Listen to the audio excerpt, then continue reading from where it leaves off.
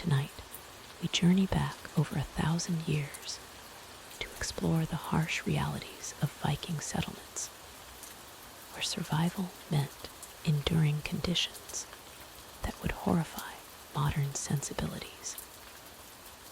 Picture cramped longhouses filled with smoke, the constant stench of unwashed bodies, and floors covered in animal waste and rotting food scraps. The romanticized image of noble Norse warriors living in pristine halls couldn't be further from the truth.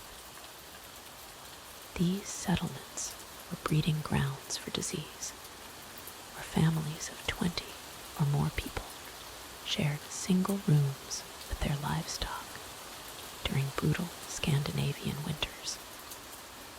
We'll discover how Viking women gave birth on dirt floors surrounded by farm animals, how entire communities went months without bathing, and why dysentery and parasitic infections claimed more Viking lives than any battlefield ever could.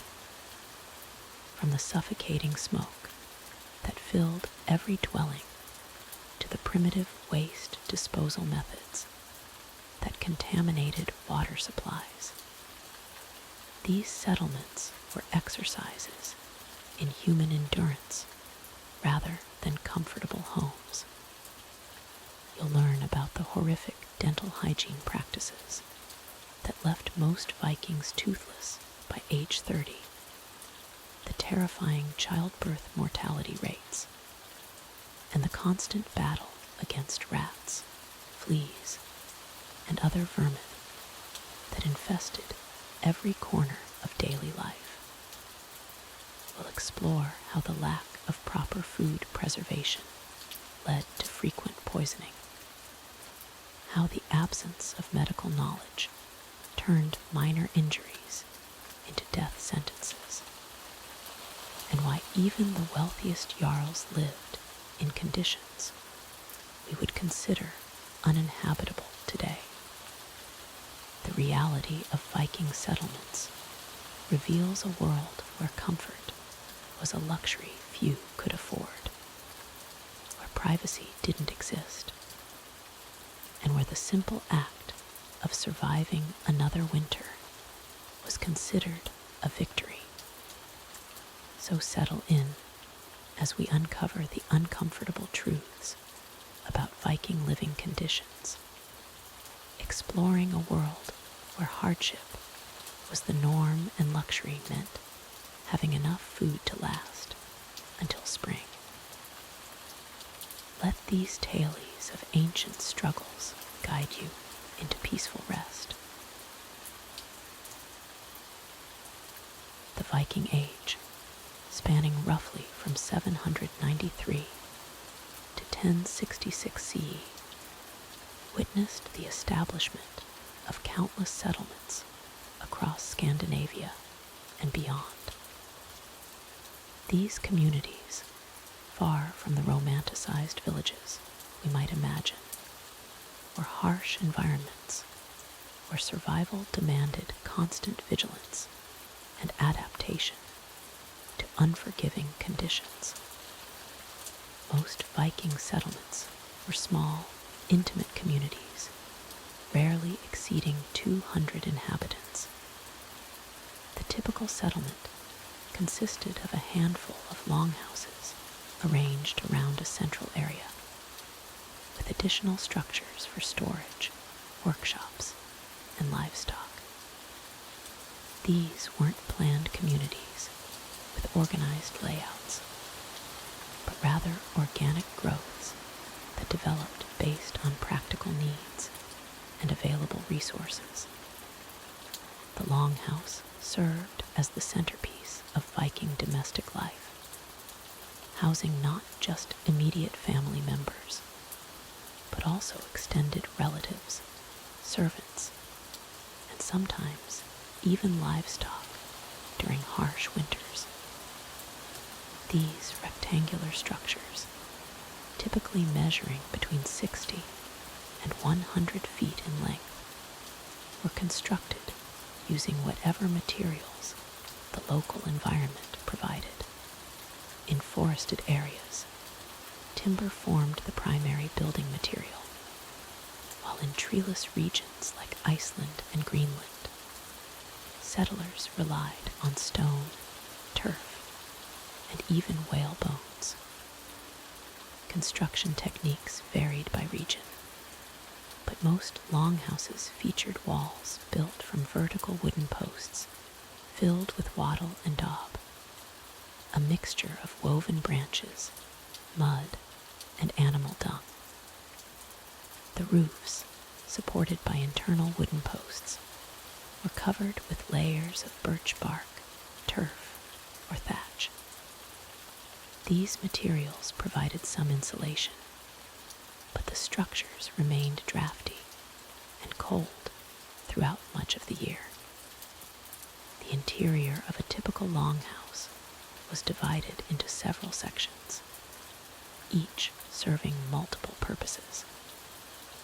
The central hall contained the main hearth, where families gathered for meals, storytelling, and warmth. This fire pit, usually positioned in the center of the room, had no chimney system. Instead, smoke escaped through a simple hole in the roof, creating a perpetually smoky atmosphere that stung the eyes and blackened the walls. Sleeping arrangements within the longhouse reflected the social hierarchy of Viking society. The family head and his wife occupied the high seat, an elevated platform at one end of the hall. Other family members slept on raised platforms along the walls, while servants and slaves made do with whatever space remained on the floor.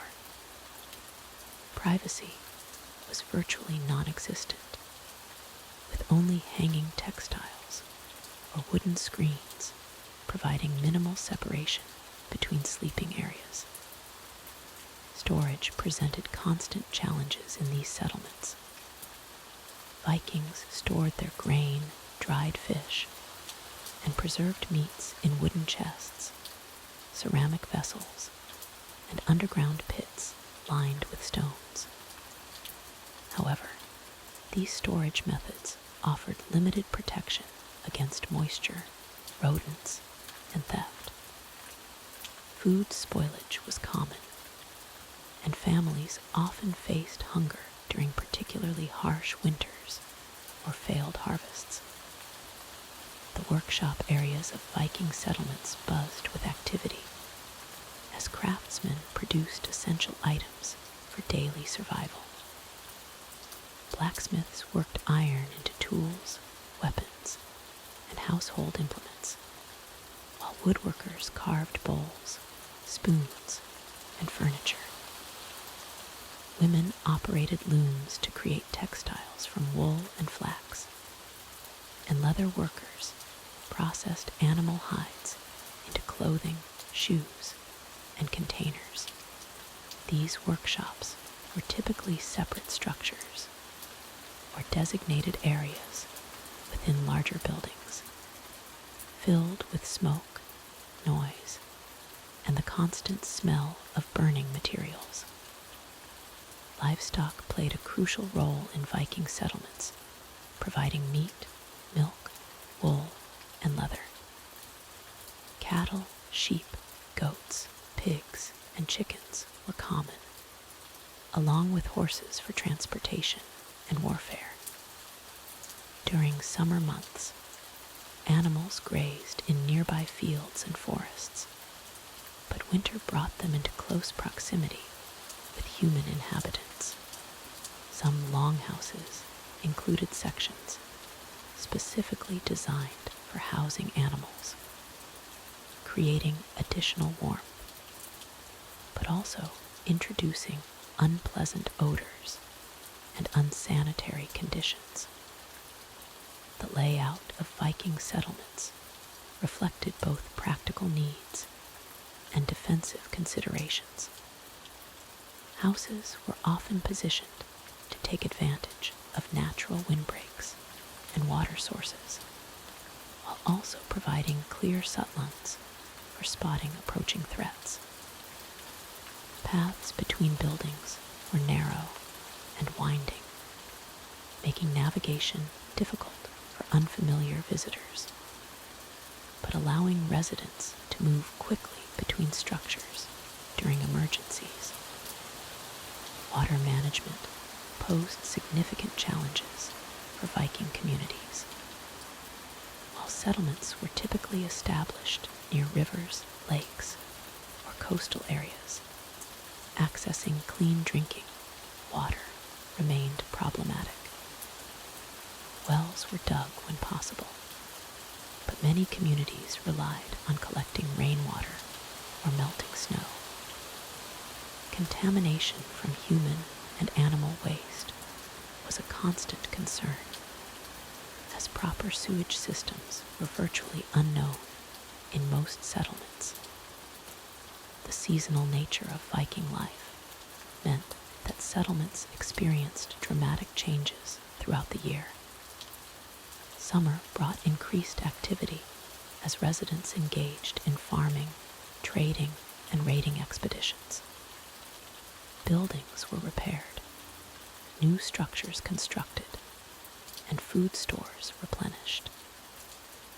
Winter, however, transformed these communities into cramped, smoky refuges where inhabitants huddled together for warmth and survival.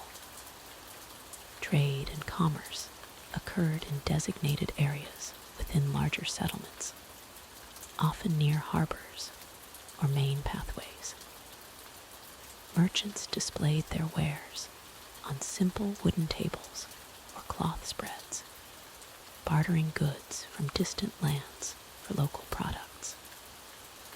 These market areas were typically temporary arrangements set up during specific seasons or when trading ships arrived.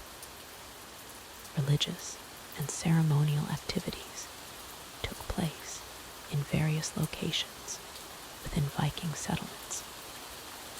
While some communities built dedicated temples or shrines, many religious observances occurred in natural settings like sacred groves or near prominent geological features. The integration of pagan beliefs into daily life meant that ritual objects and symbols were scattered throughout the settlement, from protective runes carved into door frames to small altars in individual homes. Defense preparations were evident throughout Viking settlements, reflecting the violent nature of the era. Watchtowers provided early warning of approaching enemies, while strategic stockpiles of weapons and supplies were maintained in secure locations. Some settlements were surrounded by earthworks or wooden palisades, though many relied primarily on their remote locations and the fierce reputation of their inhabitants for protection. The social dynamics within these settlements created additional layers of complexity in daily life.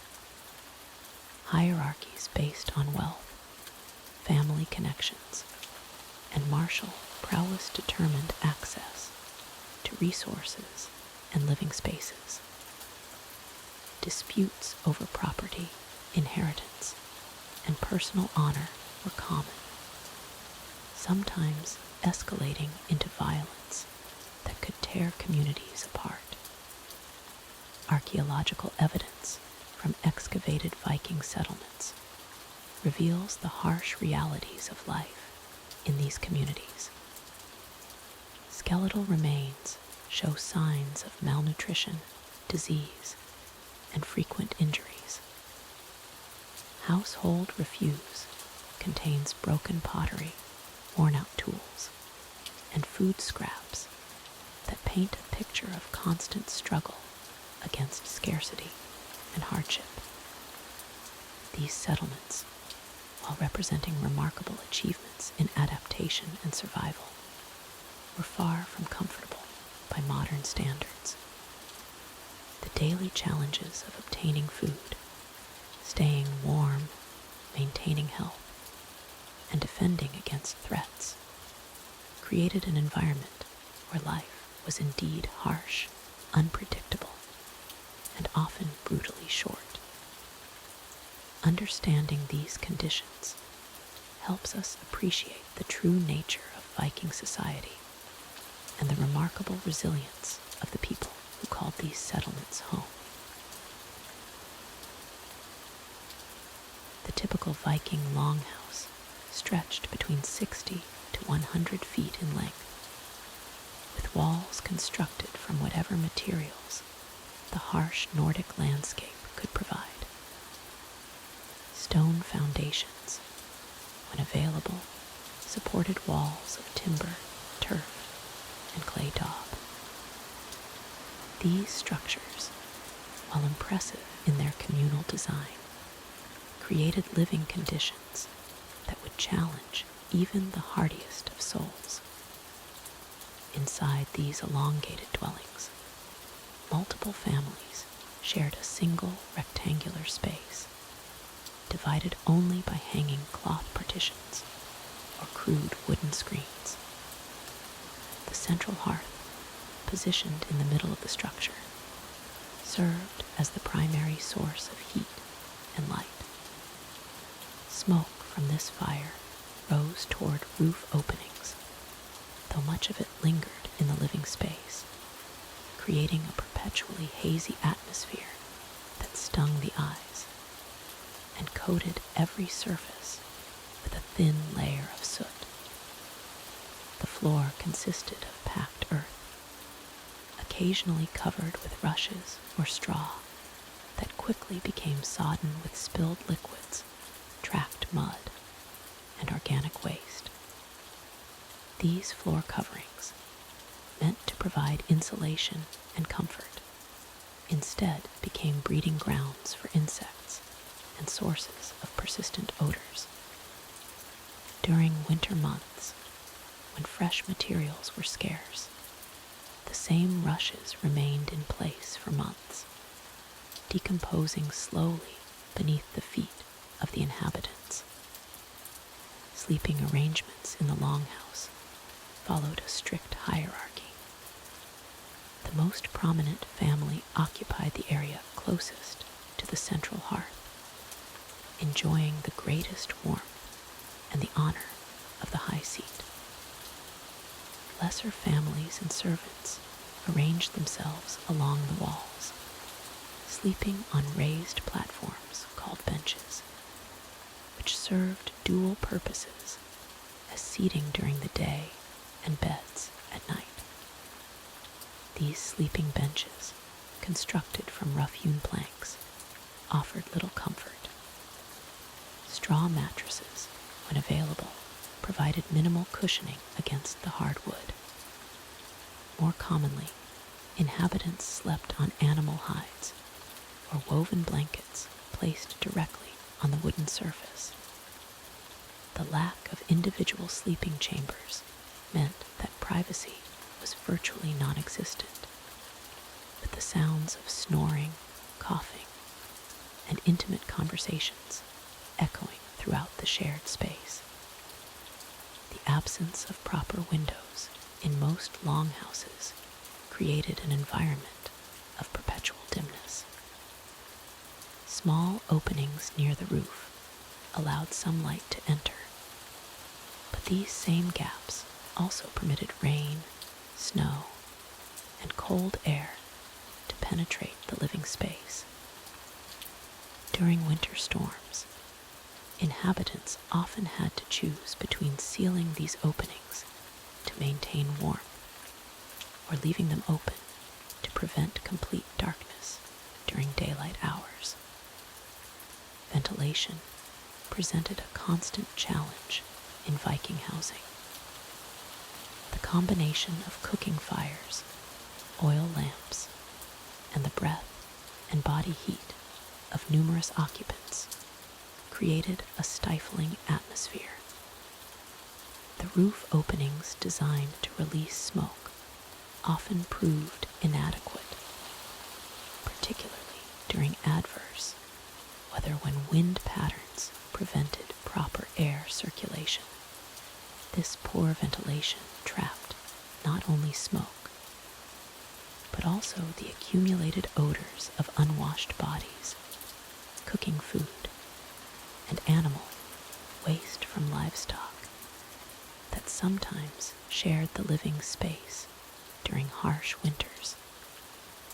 The structural integrity of these longhouses faced constant threats from the elements. Turf roofs, while providing excellent insulation, became waterlogged during heavy rains, sometimes collapsing under the weight of accumulated moisture. The wooden framework, exposed to constant temperature fluctuations and moisture, warped and rotted over time, creating gaps that allowed drafts and precipitation to enter the living space. Maintenance of these structures required constant attention and community effort. Residents spent considerable time repairing roof damage, replacing rotted timber, and reinforcing walls against the relentless assault of Nordic weather. The communal nature of these repairs meant that personal comfort often took precedence over collective maintenance, leading to ongoing disputes about resource allocation and labor distribution. Storage within the longhouse presented its own set of challenges. Personal belongings, tools, weapons, and food supplies competed for limited space along the walls and in overhead lofts. The humid conditions caused by poor ventilation and earth floors created an environment where metal tools rusted quickly, textiles developed mold, and stored food spoiled at an alarming rate. The presence of domestic animals within the living space during winter months added another layer of complexity to housing conditions. Cattle, sheep, and goats, brought inside to protect them from freezing temperatures, contributed their own waste, odors, and noise to the already challenging environment. While their body heat provided additional warmth, their presence also increased the humidity and introduced parasites and diseases that could spread to human inhabitants. Lighting within the longhouse relied primarily on the central fire, and occasional oil lamps or candles made from animal fat. These light sources produced dim, flickering illumination that barely penetrated the smoke-filled air.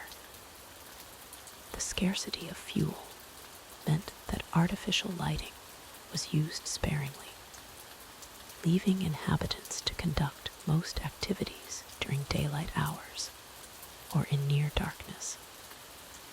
The social dynamics within these cramped quarters created additional stress for inhabitants.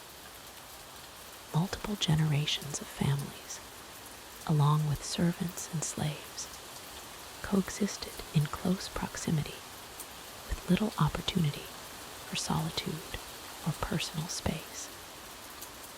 Conflicts arose regularly over sleeping arrangements, access to the warmth of the fire, and the distribution of limited resources. Children in these environments faced particular challenges. The lack of designated play areas meant that young ones had to navigate around adult activities, cooking fires, and stored goods. The constant presence of smoke and poor air quality affected their developing respiratory systems, while the absence of proper sanitation exposed them to numerous health risks from an early age. The longhouse design, while serving the practical purpose of housing multiple families and conserving heat, created an environment where disease could spread rapidly through the population. The close quarters, poor ventilation, and limited opportunities for personal hygiene created ideal conditions for the transmission of respiratory illnesses, skin conditions, and parasitic infections. Despite these challenging conditions, Viking communities developed various strategies to cope with their housing limitations.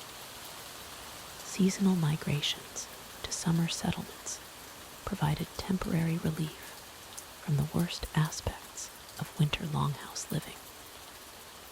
Outdoor activities during favorable weather allowed inhabitants to escape the confines of their shared dwellings and engage in necessary tasks like food preparation, craft work, and social gatherings in more pleasant surroundings.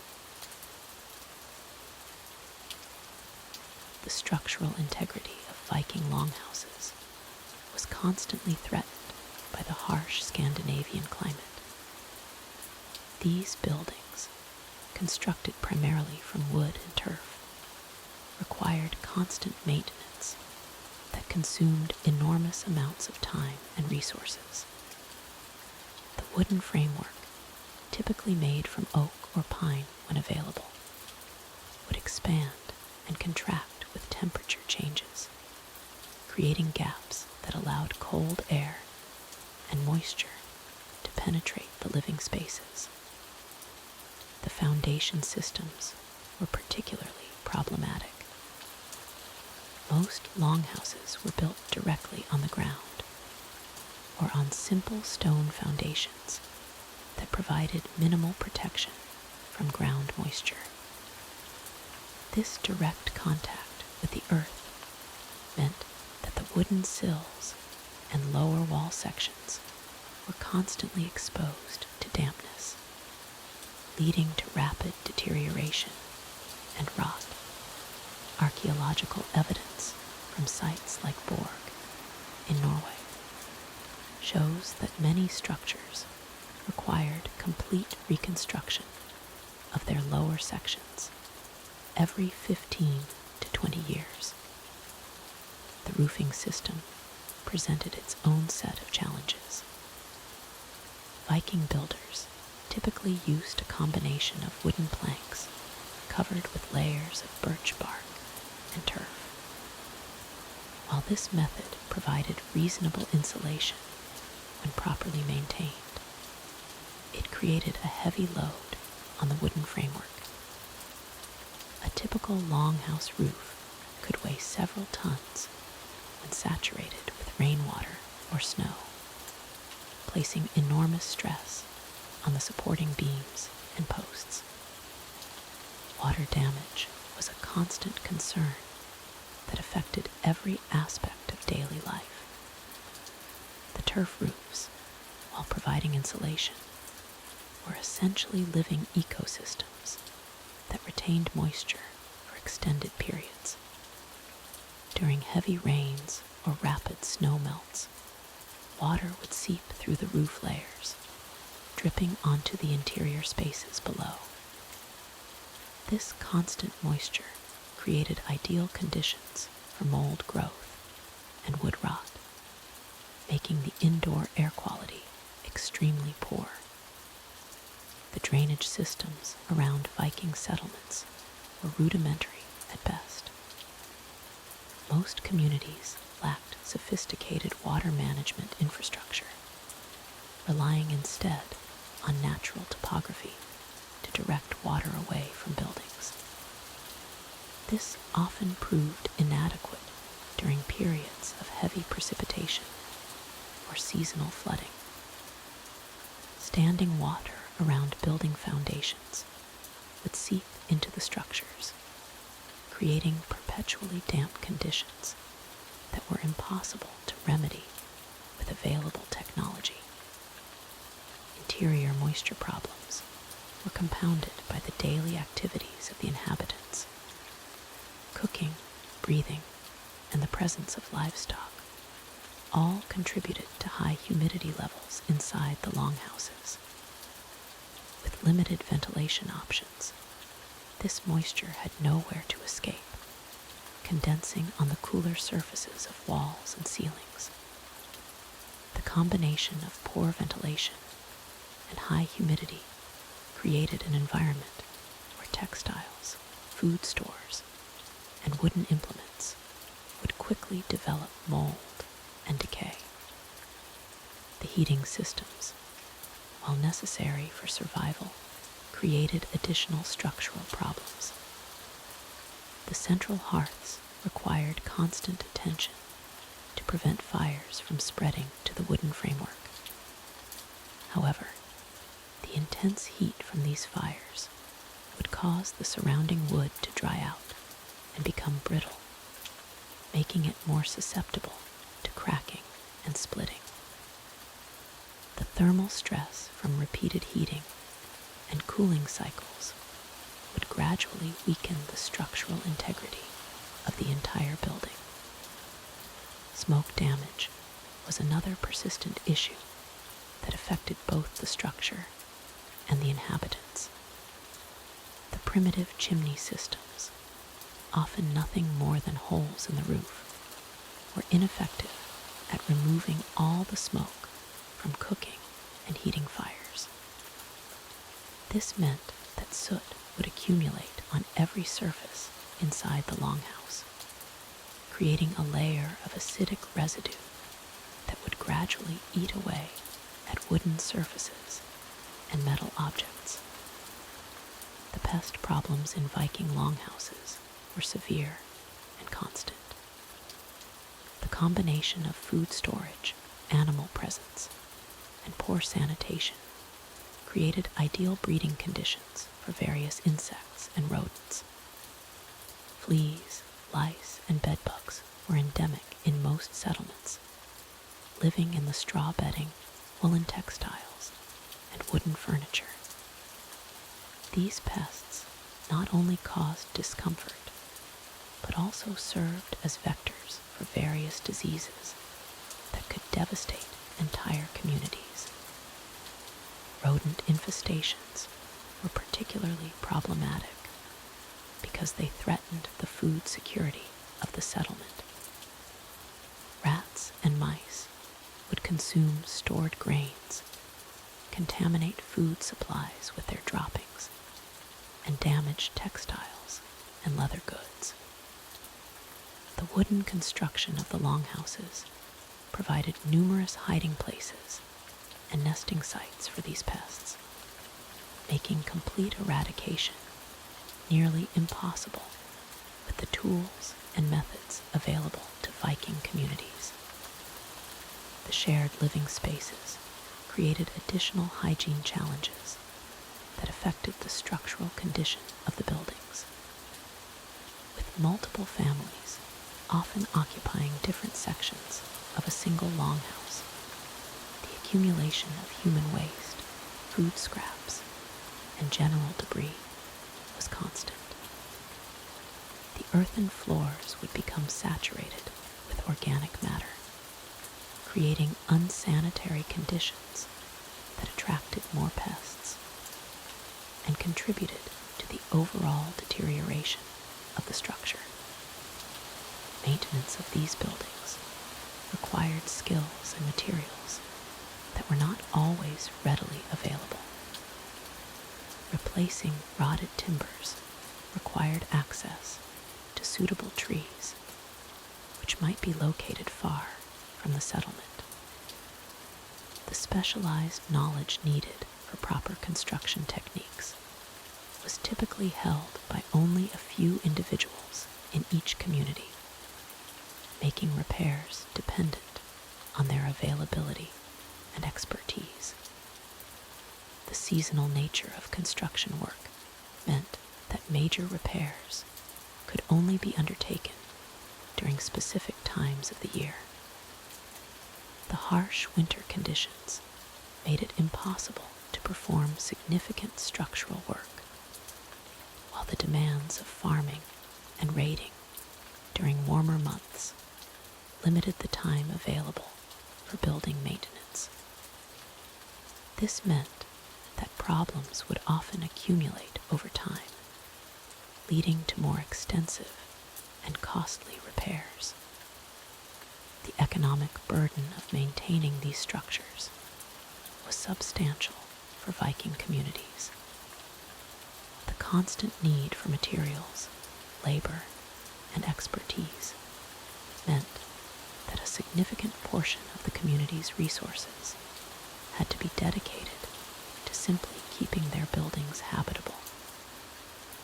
This ongoing expense limited the resources available for other activities and contributed to the overall challenges of Viking settlement life. Despite these numerous problems, Viking communities had little choice but to continue using these construction methods. The available materials and technology limited their options, while the harsh climate demanded some form of substantial shelter. The result was a constant struggle against the elements, with the inhabitants of these settlements fighting a never-ending battle to maintain minimally acceptable living conditions in structures that were fundamentally inadequate for their needs. The cramped living conditions we've explored were made infinitely worse by the complete absence of what we would consider basic sanitation. Viking settlements existed in a world where the concept of waste management was virtually non-existent, creating environments that would horrify modern sensibilities.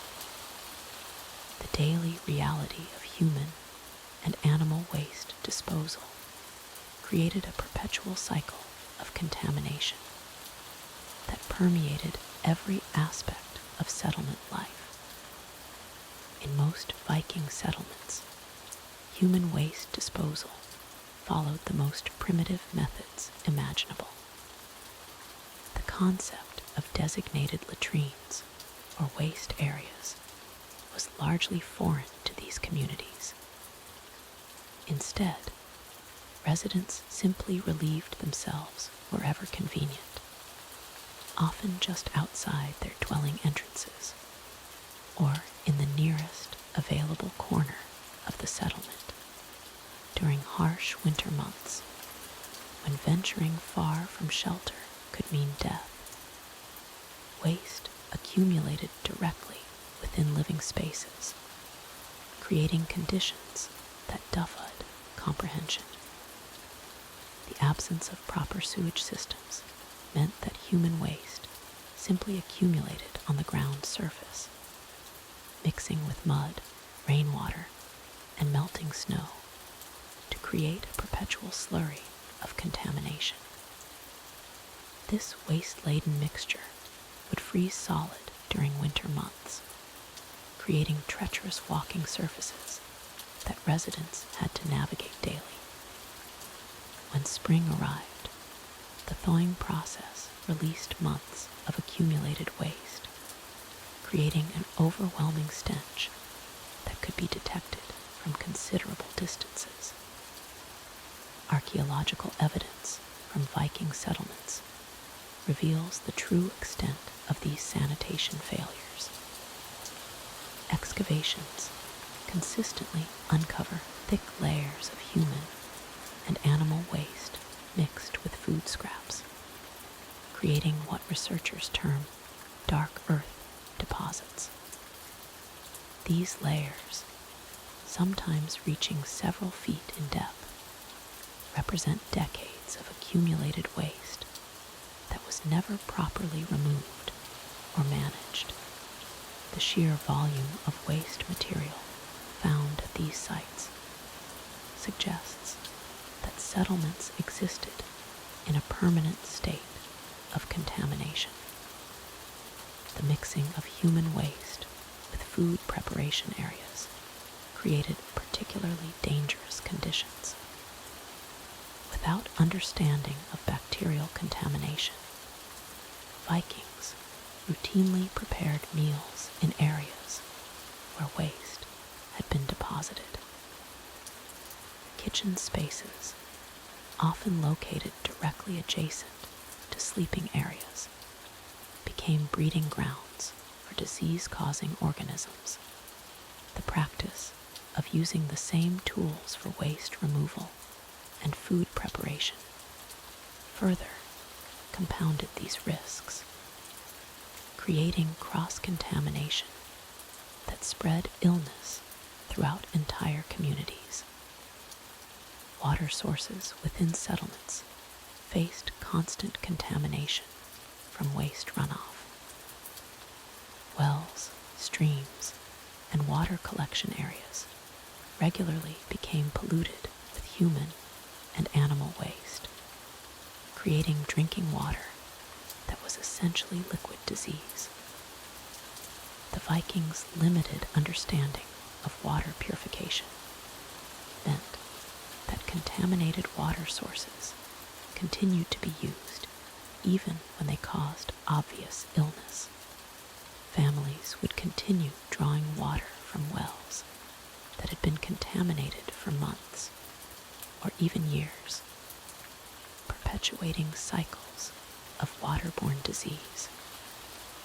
The treatment of sick individuals created additional sanitation nightmares within these settlements. When community members fell ill with dysentery, cholera, or other waste-related diseases, their waste products were handled with the same careless methods used for healthy individuals. Soiled bedding and clothing were often simply thrown outside dwelling entrances, where they would remain for extended periods. The waste from sick individuals, containing concentrated disease-causing organisms, would then contaminate the entire settlement area. Children in Viking settlements faced particularly severe exposure to these unsanitary conditions. Without understanding of hygiene principles, children played in areas heavily contaminated with human waste, regularly ingesting harmful bacteria through hand-to-mouth contact. The high infant mortality rates documented in Viking settlements can be directly attributed to these sanitation failures, as young immune systems proved unable to cope with constant exposure to waste-borne pathogens. The practice of keeping livestock within settlement boundaries exponentially increased waste management problems. Cattle, pigs, sheep, and chickens all contributed their waste to the growing contamination problem. But their waste was managed with even less care than human waste. Animal waste was often simply left where it fell, creating additional layers of contamination that mixed with human waste to create truly horrific conditions. During winter months, when outdoor waste disposal became impossible, many families resorted to indoor waste storage systems that duffed belief. Clay pots, wooden buckets, and even sections of dwelling floors were designated as temporary waste storage areas. These containers were rarely emptied regularly, instead being allowed to overflow and spill their contents throughout living spaces. The practice of emptying these containers often involved simply throwing the contents out the nearest door or window, regardless of where they might land. The absence of cleaning materials and methods meant that waste contamination, once established, became permanent features of settlement life. Without soap, disinfectants, or even basic understanding of cleanliness principles, surfaces contaminated with waste remained contaminated indefinitely. Floors, walls, tools, and clothing all became permanently stained and contaminated with waste materials, creating environments where disease transmission was virtually guaranteed. Personal hygiene practices among Vikings were equally primitive, contributing to the overall sanitation crisis. Without access to regular bathing facilities or cleaning materials, individuals carried waste contamination on their bodies for extended periods. Hands that had handled waste materials were used for food preparation without any cleaning, creating direct pathways for disease transmission. Clothing became permanently contaminated with waste materials, as washing facilities were either non-existent or completely inadequate. The social structure of Viking settlements actually worsened sanitation problems by creating hierarchies of waste exposure. Lower status individuals were often assigned the most contaminated living areas, typically located nearest to communal waste disposal sites. These individuals faced the highest levels of waste exposure while having the least access to resources that might mitigate contamination risks. The result was a system where the most vulnerable community members faced the greatest sanitation hazards.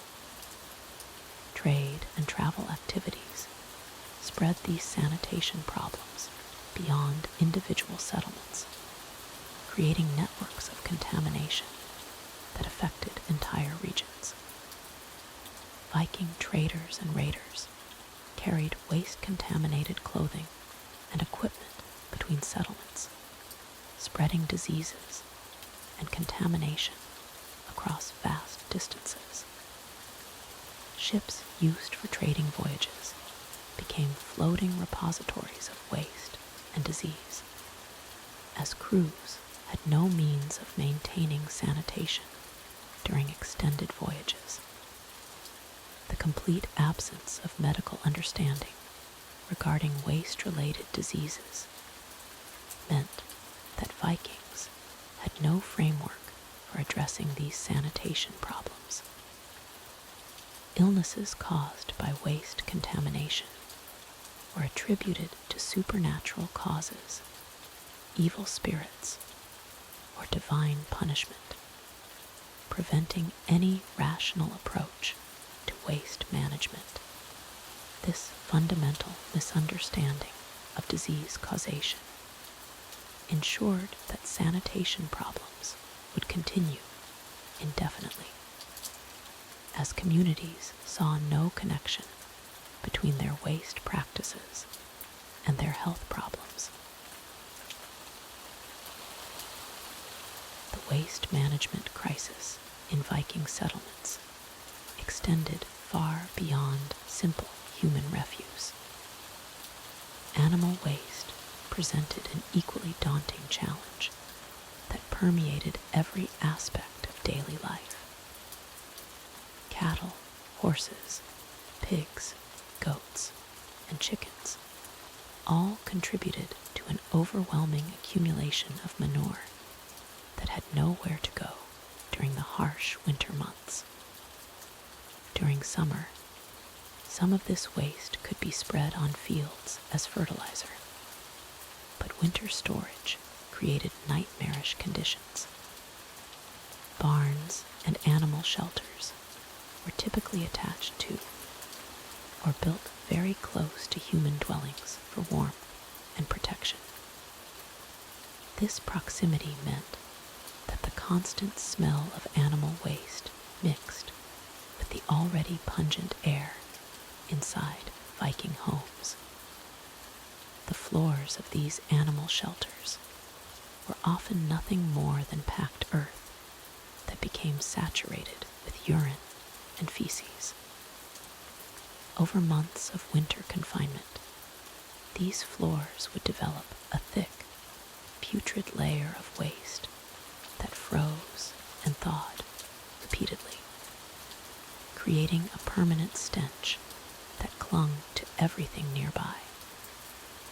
Archaeological evidence from sites like Jorvik reveals layers of organic waste several feet thick in some areas.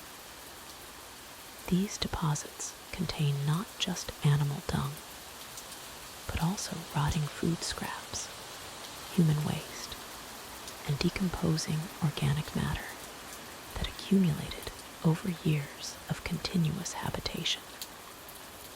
The Vikings did attempt some waste management strategies, but these were often inadequate for the scale of the problem. Waste pits were dug around settlements, but these quickly filled and overflowed during wet seasons. The frozen ground made digging new pits extremely difficult during winter months, forcing residents to simply pile waste in designated areas. These waste accumulation sites became breeding grounds for disease-carrying pests. Flies, despite the cold climate, would swarm these areas during warmer periods. Rats and other vermin were attracted to the organic matter, creating additional health hazards as they moved between waste sites and food storage areas. The lack of proper drainage systems meant that when spring thaws arrived, melting snow and ice would mix with accumulated waste, creating toxic runoff that flowed through settlements. This contaminated water would seep into wells and water sources, spreading waterborne diseases throughout the community. Personal hygiene practices, while present in Viking culture, were severely limited by practical constraints. The famous Viking reputation for cleanliness, based on their Saturday bathing ritual called Laugardagr, was more aspiration than consistent reality in harsh settlement conditions. Soap was a luxury item made from animal fat and ash, requiring significant resources to produce. Most Vikings had to make do with cold water washing when any water was available at all. During winter months, melting snow or ice for washing was an expensive use of precious fuel needed for cooking and heating. The communal nature of Viking bathing meant that when hot water was available, multiple family members would use the same bath water in order of social hierarchy. By the time the last person bathed, the water was often murky and contaminated, potentially spreading skin diseases and infections rather than preventing them. Clothing presented another sanitation nightmare. Vikings wore multiple layers of wool and linen garments that were rarely washed due to the scarcity of hot water and soap. These clothes would absorb body odors, smoke from fires, and environmental contaminants, becoming increasingly foul over time. The process of washing clothes was labor-intensive and required significant amounts of water, fuel, and time. that were often unavailable. Garments would be worn for weeks or months without cleaning, accumulating layers of grime, sweat, and other bodily fluids that created perfect conditions for bacterial growth and skin irritation.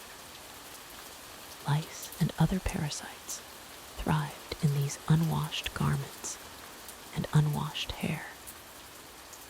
Archaeological remains show evidence of widespread louse infestations in Viking populations. These parasites not only caused constant itching and discomfort, but also transmitted diseases like typhus, which could devastate entire communities. Hair care was similarly challenging. While Vikings valued elaborate hairstyles and grooming, maintaining clean hair without regular access to hot water and soap was nearly impossible. Hair would become matted with grease, dirt, and smoke residue, creating an ideal environment for parasites and scalp infections.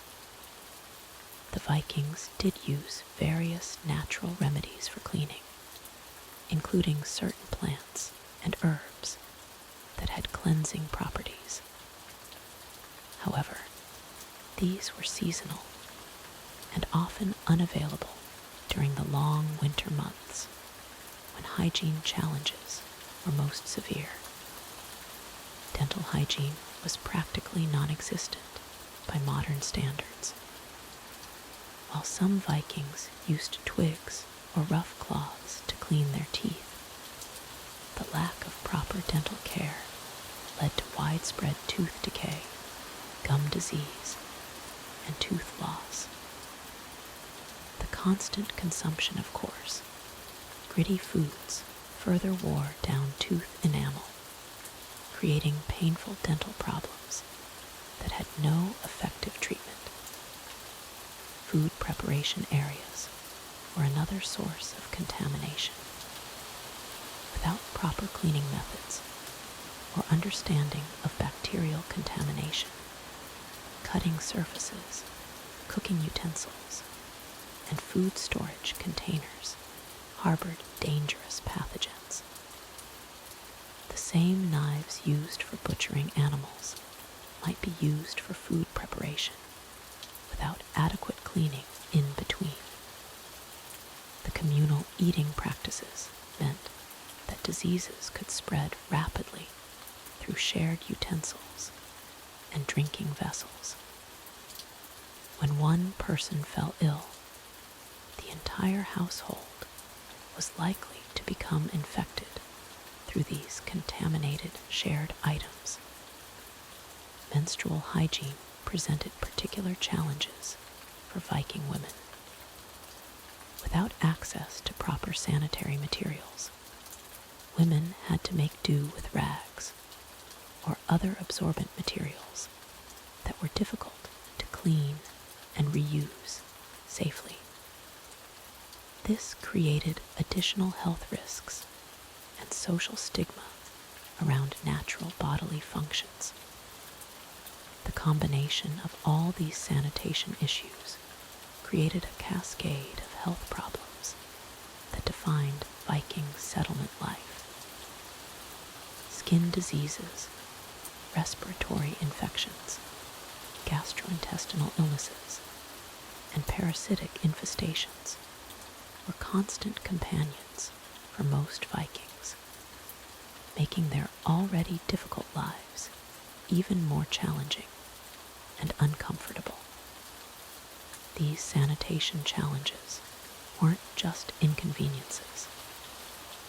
They were life-threatening conditions that significantly reduced life expectancy and quality of life in Viking settlements. The next aspect we'll explore reveals how these unsanitary conditions directly contributed to the spread of devastating diseases that could wipe out entire communities within weeks. The quest for food in Viking settlements was a constant, grinding battle against scarcity and spoilage. Unlike the romanticized feasts depicted in popular culture, most Vikings lived on the edge of hunger, their diets monotonous and nutritionally inadequate by modern standards. The foundation of Viking sustenance rested on barley and oats, hardy grains that could survive the harsh northern climate. These cereals formed the backbone of every meal, ground into coarse flour for flatbreads, or boiled into porridge that resembled thick, lumpy paste. The grinding process itself was laborious, requiring heavy quern stones that Viking women operated by hand, their arms aching from the repetitive circular motions needed to produce even small amounts of flour. Wheat, considered a luxury crop, grew poorly in Scandinavia's short growing seasons and acidic soils. Only the wealthiest jarls could afford imported wheat, while common settlers made do with whatever grains would grow in their rocky, frost-prone fields. The constant threat of crop failure loomed over every settlement, as a single bad harvest could mean starvation for entire communities. Vegetables were scarce and limited to hardy varieties that could withstand the climate. Onions, leeks, and cabbage formed the core of Viking vegetable consumption, though these were often small, tough, and bitter compared to modern cultivated varieties. Turnips and carrots, when available, were woody and fibrous, requiring long cooking times to become even marginally palatable. The cultivation of these vegetables required backbrucken labor in poor soil conditions. Viking farmers worked with primitive iron tools, clearing forests and breaking ground that was often more stone than earth. The growing season was frustratingly short, sometimes lasting only 4 months, leaving little margin for error in planting and harvesting. Dairy products provided crucial nutrition when available, but maintaining livestock in Viking settlements was fraught with challenges. Cows, sheep, and goats required constant care and substantial feed reserves to survive the brutal winters. Many animals didn't survive the cold months, their frozen carcasses providing temporary meat supplies, but representing devastating losses to the settlement's long-term food security. The milk that cows did produce was immediately processed into cheese, butter, or skyr, a thick, yogurt-like substance that could be preserved longer than fresh milk. However, the quality of this dairy was often questionable, as proper sanitation was nearly impossible to maintain. Milk frequently soured quickly, and the resulting dairy products had strong, often unpleasant flavors that settlers had no choice but to accept. Butter, when available, was precious beyond measure. Vikings packed it into wooden containers, or even buried it in peat bogs for preservation, a practice that sometimes resulted in the discovery of ancient bog butter centuries later. The rancid, waxy substance that emerged from these preservation attempts was still considered edible by desperate settlers. Meat consumption varied dramatically based on social status and seasonal availability. While wealthy Vikings might enjoy roasted pork or beef during special occasions, common settlers subsisted primarily on whatever small game they could trap or catch. Rabbits, birds, and fish formed the bulk of their protein intake, though these sources were unreliable and often insufficient to meet nutritional needs. The slaughter of larger livestock was typically reserved for autumn, when animals were at their heaviest and winter feed supplies were running low. This created a feast or famine cycle where settlements would gorge themselves on fresh meat for a brief period, then face months of preserved or dried meat that became increasingly unpalatable as time passed. Preservation techniques were crude but necessary for survival.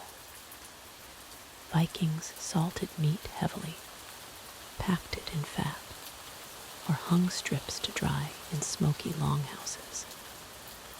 The resulting preserved meat was tough, ovgesalted, and often partially spoiled, but it represented the difference between life and death during the harsh winter months.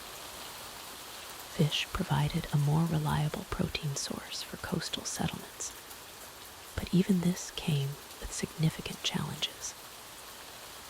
Viking fishing techniques were primitive, relying on simple hooks, nets, and weirs that required constant maintenance and repair. Storms could destroy fishing equipment overnight, leaving settlements without their primary protein source for weeks or months. The preservation of fish followed similar patterns to meat preservation, with heavy salting and drying being the primary methods. Stockfish, dried cod that became hard as wood, was a staple that could last for years, but required soaking and extended cooking to become edible. The resulting dish was often still tough and fishy, but it provided essential nutrients during lean times. Seasonal foraging supplemented these basic food sources, but it required extensive knowledge and carried significant risks. Vikings gathered berries, nuts, mushrooms, and edible plants from the surrounding wilderness, but distinguishing between edible and poisonous varieties could mean the difference between a nutritious meal and a painful death. Cloudberries, lingonberries, and bilberries were prized finds during the brief summer months, providing rare vitamins and natural sugars that were otherwise absent from Viking diets. However, these berries had to compete with wildlife for the same resources, and a poor berry season could eliminate this crucial nutritional supplement entirely. The collection and processing of these wild foods was time-consuming and labor-intensive. Women and children spent countless hours gathering berries, often traveling far from the safety of the settlement to reach productive foraging areas. The constant risk of getting lost, injured, or attacked by wild animals made every foraging expedition a potentially dangerous undertaking. Honey represented the only significant source of sweetness in Viking diets, but beekeeping in harsh northern climates was extremely challenging. Wild honey was rare and difficult to harvest, often requiring dangerous climbs to reach hives in cliff faces or tall trees. The small amounts of honey that Vikings could obtain were treasured beyond measure, often reserved for special occasions or used medicinally rather than as regular food.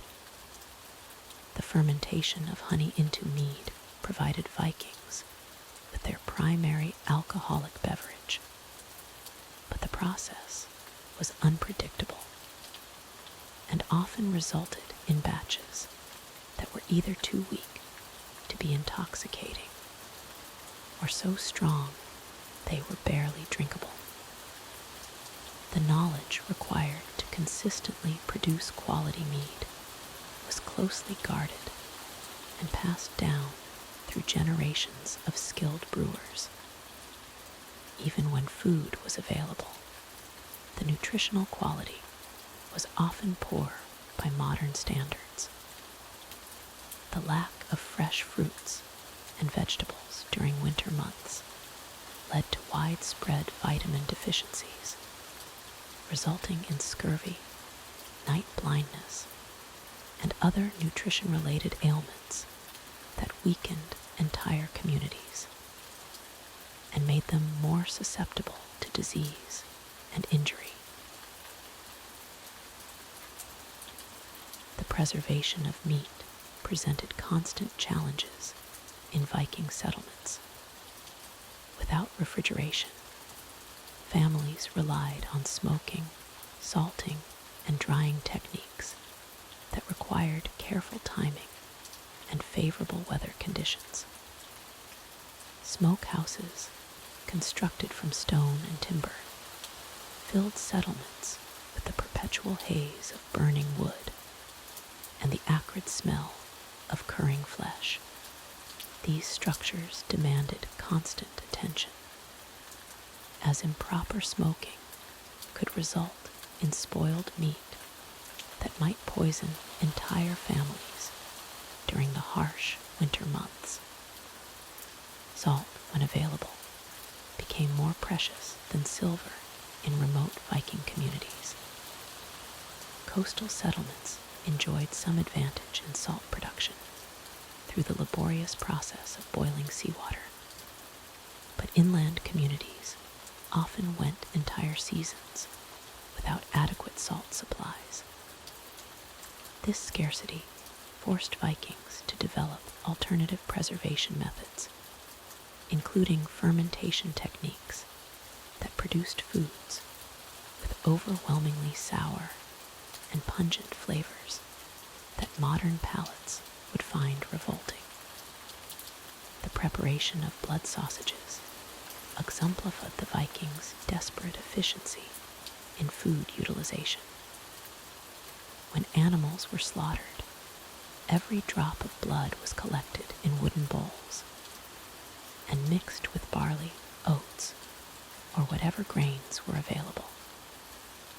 Fat, organ meat, and scraps were stuffed into cleaned intestines, creating dense, iron-rich sausages that could sustain families through food shortages.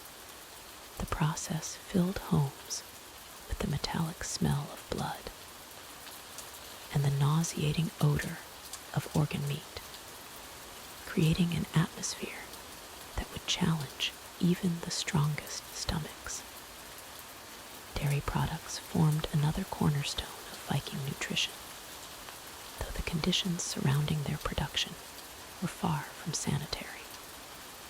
Cows, goats, and sheep were often housed in the same buildings as human families, sharing warmth during brutal winters, but also sharing diseases, parasites, and waste. Milking occurred in these cramped, poorly ventilated spaces where animal dung, straw, and mud created a constantly filthy environment that contaminated dairy products from the moment of collection.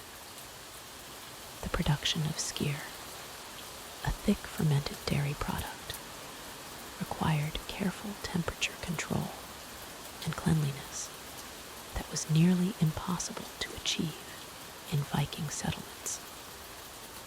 Wooden vessels used for fermentation were difficult to clean thoroughly, harboring bacteria that could spoil entire batches or cause severe digestive illness.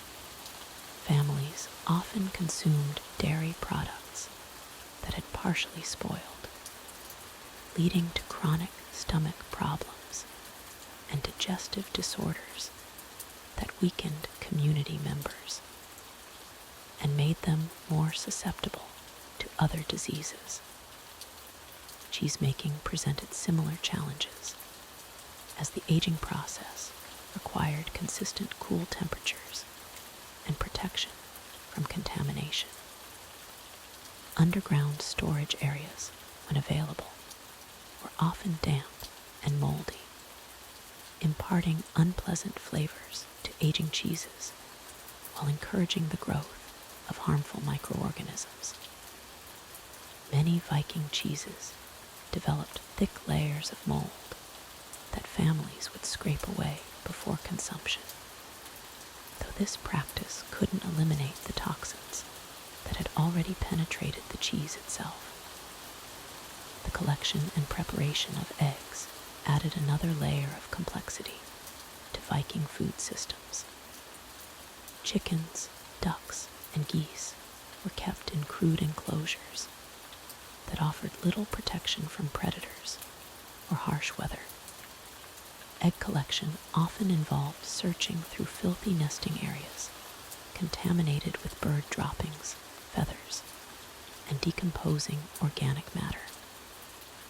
Eggs were frequently cracked, partially developed, or contaminated with bacteria that caused food poisoning when consumed. Wild bird eggs gathered from cliffs and remote nesting sites presented additional dangers. Vikings would risk their lives climbing treacherous rock faces to collect eggs from seabirds, often returning with partially incubated eggs that contained developing embryos. These eggs, while nutritionally valuable, required strong stomachs to consume and often carried diseases from wild bird populations that could spread throughout human communities. The processing of grains into edible forms demanded enormous labor and often produced disappointing results. Grinding grain using primitive stone querns was backbreaking work that produced coarse, gritty flour contaminated with stone particles that wore down teeth and caused dental problems. The grinding process took place in dusty, poorly ventilated areas where grain particles filled the air, causing respiratory irritation and contributing to chronic coughing and lung problems among community members. Bread making in Viking settlements bore little resemblance to modern baking. Dense, heavy loaves were baked on flat stones or in crude clay ovens that provided uneven heat distribution. The resulting bread was often burned on the outside while remaining raw in the center, creating a product that was difficult to digest and often harbored harmful bacteria. Many loaves developed mold within days of baking, forcing families to consume partially spoiled bread or face starvation. The fermentation of grain into alcoholic beverages provided both nutrition and escape from harsh realities, though the brewing process created its own set of problems. Mead production required honey, which was extremely scarce and expensive in most Viking territories. Beer brewing used precious grain supplies and required clean water that was often unavailable, resulting in weak, sour ales that provided minimal nutritional value while consuming valuable resources. Brewing vessels were difficult to clean and sanitize, leading to contaminated batches that could cause severe illness or death. The fermentation process attracted flies, mice, and other pests that contaminated the brewing mixture, while storage in wooden barrels often resulted in spoilage that made the final product nearly undrinkable. Despite these challenges, alcoholic beverages remained essential for Viking communities, as they provided calories, helped preserve other foods, and offered psychological relief from the constant stress of survival. The seasonal nature of food availability created feast or famine cycles that dominated Viking life. Spring brought fresh greens and early vegetables, but also marked the end of preserved winter stores, creating a dangerous period when malnutrition was most likely to occur. Summer abundance was followed by frantic preservation efforts as communities raced to prepare enough food for the coming winter while dealing with spoilage, pest infestations, and the constant threat of crop failure. These cyclical food shortages weakened immune systems and made Viking communities vulnerable to diseases that well-nourished populations might easily resist. The constant uncertainty surrounding food supplies created chronic stress that affected every aspect of daily life, from family relationships to community decision-making, as survival often depended on difficult choices about resource allocation and food distribution among community members. The preservation of food in Viking settlements was perhaps one of the most crucial yet challenging aspects of daily survival. Without modern refrigeration or reliable storage methods, the ability to keep food edible through harsh winters and long voyages meant the difference between life and death for entire communities. The most common method of food preservation was smoking, a technique that required constant attention and careful timing. Vikings would construct elaborate smokehouses using whatever materials were available, often repurposing old buildings or creating makeshift structures from driftwood and stones. These smokehouses needed to maintain a specific temperature range for days or even weeks at a time.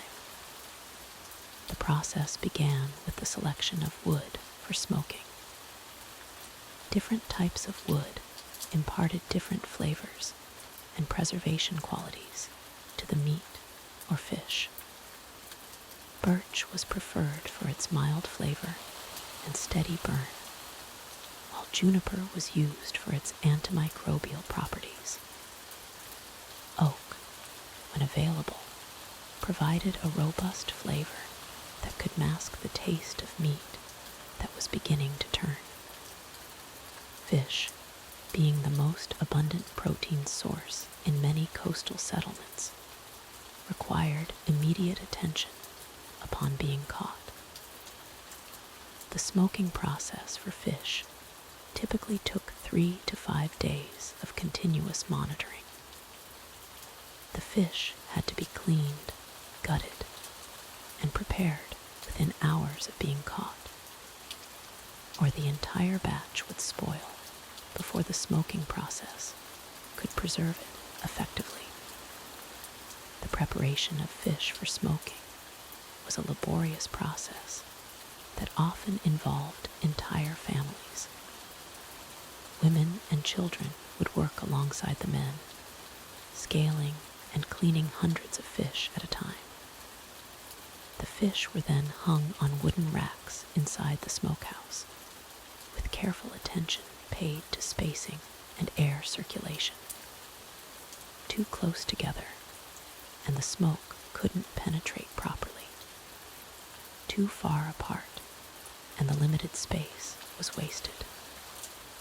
Temperature control in these primitive smokehouses was an art form that took years to master. The fire had to be hot enough to produce adequate smoke, but not so hot as to cook the fish rather than preserve it. This delicate balance required someone to tend the fire continuously, adding wood in small amounts and adjusting ventilation by opening or closing gaps in the smokehouse walls.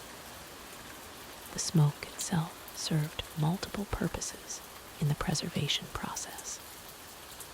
It created a protective barrier on the surface of the food, preventing bacteria and insects from accessing the meat or fish.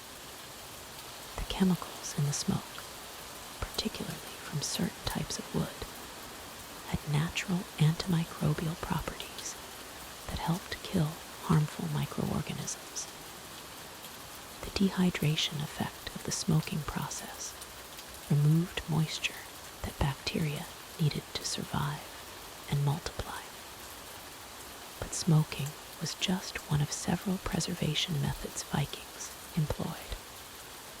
Salt curing was another crucial technique, though salt was often scarce and expensive in many Viking settlements. When salt was available, it was used sparingly and strategically. The salt curing process involved covering meat or fish in coarse salt and allowing it to draw out moisture over several days. The quality of salt varied dramatically depending on its source. Sea salt, obtained by evaporating seawater, was the most common, but required significant time and fuel to produce. Rock salt, when available through trade, was considered superior, but was prohibitively expensive for most families.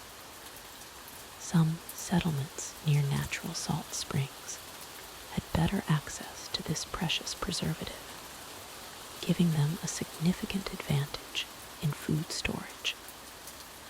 The combination of salt curing and smoking created the most effective preservation method available to Vikings. Fish or meat would first be salt cured to remove initial moisture, then transferred to the smokehouse for the final preservation process. This two-step method could preserve food for months when done correctly, but it required careful timing and constant vigilance. Drying was another preservation method that required no additional materials, but was entirely dependent on weather conditions. Fish and thin strips of meat were hung on outdoor racks during dry, windy periods. The natural air circulation would slowly dehydrate the food, creating a preserved product that could last for weeks or months if kept dry. The challenge with air drying was the unpredictability of weather in Viking territories. A sudden rainstorm could ruin days of work, causing entire batches of food to spoil. Insects were another constant threat during the drying process. Flies would lay eggs in the drying meat, and the resulting maggots would consume the food before it could be properly preserved. To combat insects, Vikings developed various techniques, including the use of smoke, even during air drying. Small, smoldering fires would be maintained near drying racks to create enough smoke to deter insects without fully cooking the food. Some settlements constructed covered drying areas that provided protection from rain while still allowing air circulation. The preservation of dairy products presented unique challenges in Viking settlements. Milk would sour quickly in warm weather, and without proper storage, cheese and butter would spoil within days. Vikings developed techniques for making hard cheeses that could last for months, but these required specific conditions and careful aging processes. Fermentation was used to preserve various foods, though this process was not well understood in terms of the science behind it. Vikings knew that certain foods would naturally ferment under specific conditions, and that the fermented products would last longer than fresh foods.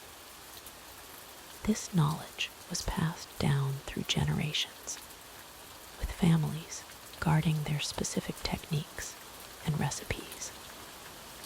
The storage of preserved foods was almost as challenging as the preservation process itself. Preserved fish and meat had to be kept dry and protected from rodents and insects. Vikings constructed elaborate storage systems using wooden boxes, clay vessels, and underground pits lined with stones. These storage areas had to be carefully maintained and regularly inspected for signs of spoilage or pest infestation. Underground storage pits were particularly effective for certain types of preserved foods. The consistent cool temperature below ground helped maintain the quality of preserved foods, while the sealed environment protected them from moisture and pests. However, these pits required significant labor to construct and maintain, and flooding could destroy months of stored food in a matter of hours. The success or failure of food preservation efforts had immediate and long-term consequences for Viking settlements. A successful preservation season meant the community could survive the winter months when fresh food was scarce. Failure meant starvation, disease, and potentially the abandonment of the settlement. This constant pressure made food preservation one of the most stressful and critical activities in Viking daily life. The preservation of dairy products presented Vikings with another set of revolting challenges that would make modern food safety inspectors flee in terror. Milk, when available from their hardy cattle, goats, and sheep, spoiled within hours in the absence of refrigeration. The Vikings developed a series of techniques that, while effective at preventing total loss, created dairy products that were often more stomach-churning than nourishing. Fresh milk was a luxury that lasted mere moments after milking. In the warmth of summer, milk would begin to sour within 2 to 3 hours, developing a thick, lumpy consistency and a sharp, acidic taste that burned the throat. Vikings learned to work quickly, immediately processing milk into forms that could survive longer periods without spoiling completely. The process of making skyr, a thick, yogurt-like product that remains popular in Iceland today, began with milk that was often already beginning to turn. Vikings would add rennet from calf stomachs to partially soured milk, creating curds that separated from a watery, often greenish whey.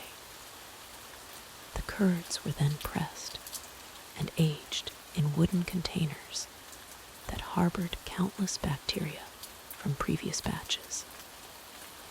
These aging containers, carved from wood and used repeatedly without proper cleaning, became breeding grounds for harmful microorganisms. The wood absorbed milk proteins and fats, creating a rancid film that flavored every subsequent batch with notes of decay and putrefaction.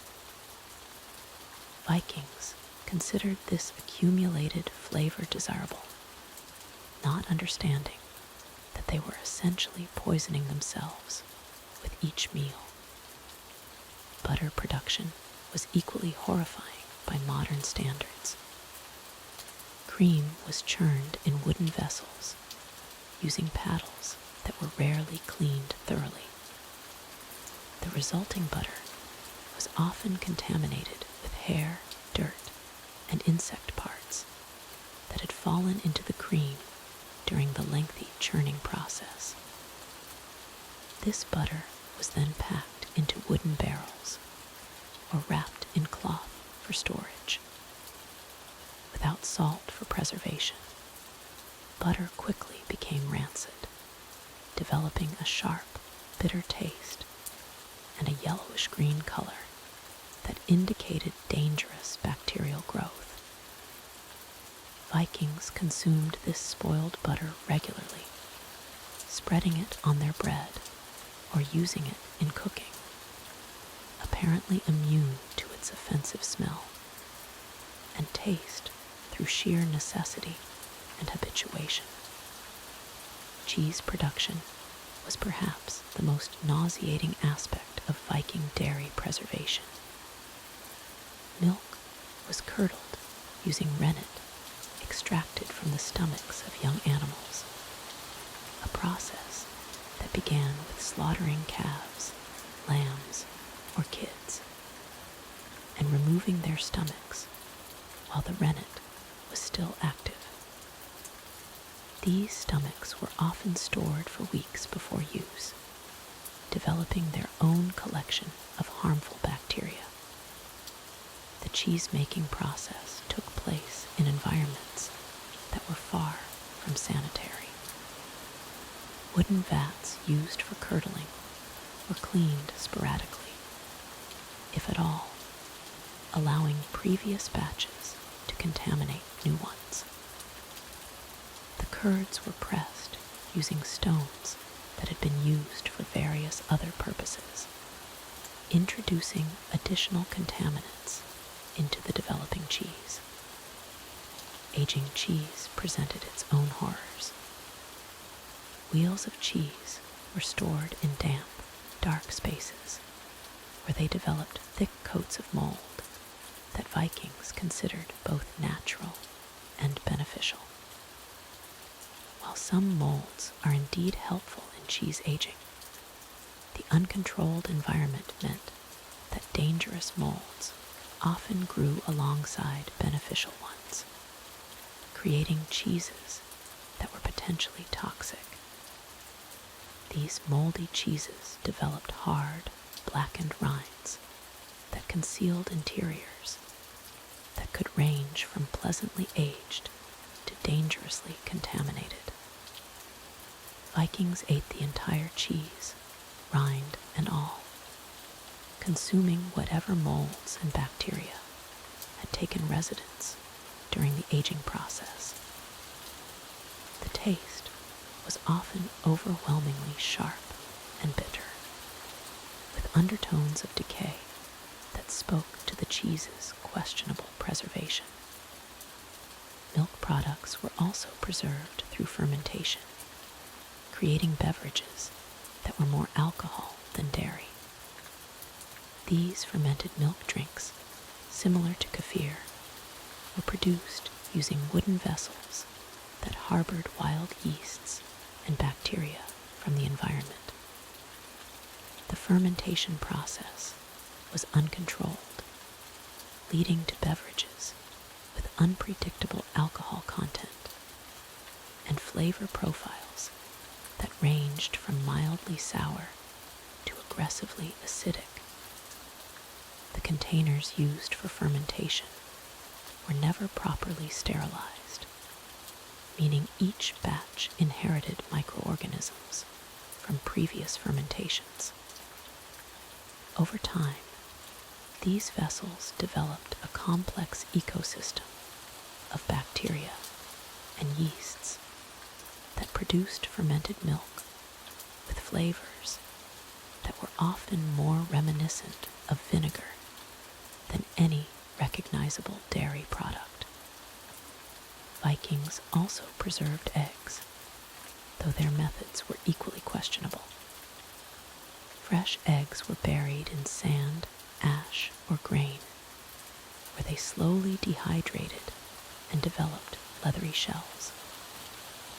These preserved eggs could last for months, but their contents often became rubbery and sulfurous, with yolks that had the consistency of hard cheese and whites that resembled tough, translucent leather.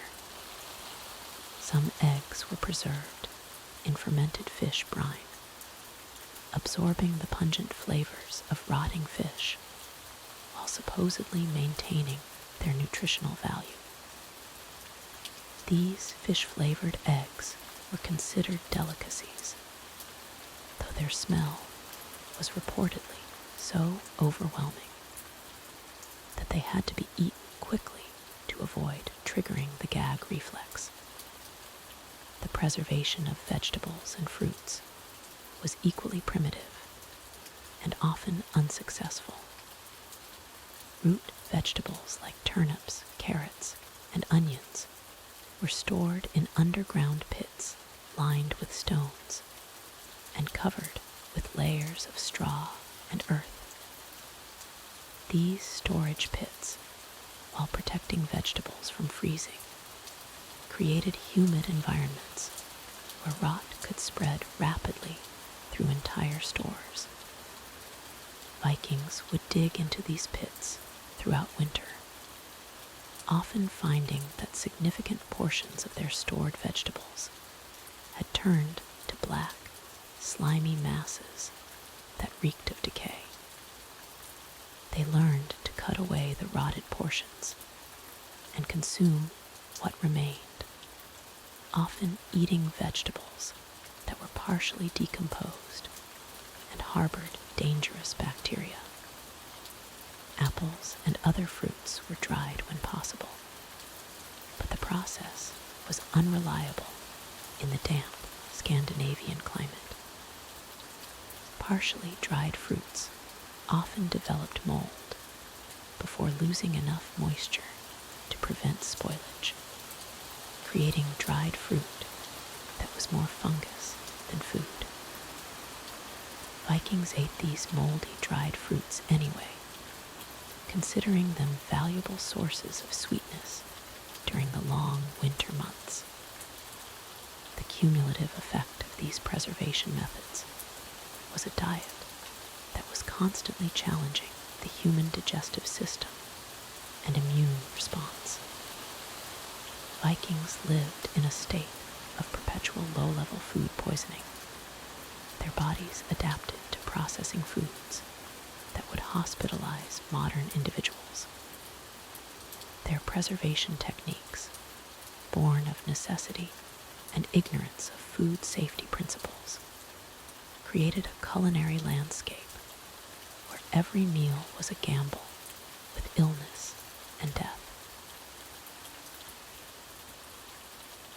When we think about surviving harsh Scandinavian winters, clothing becomes a matter of life and death.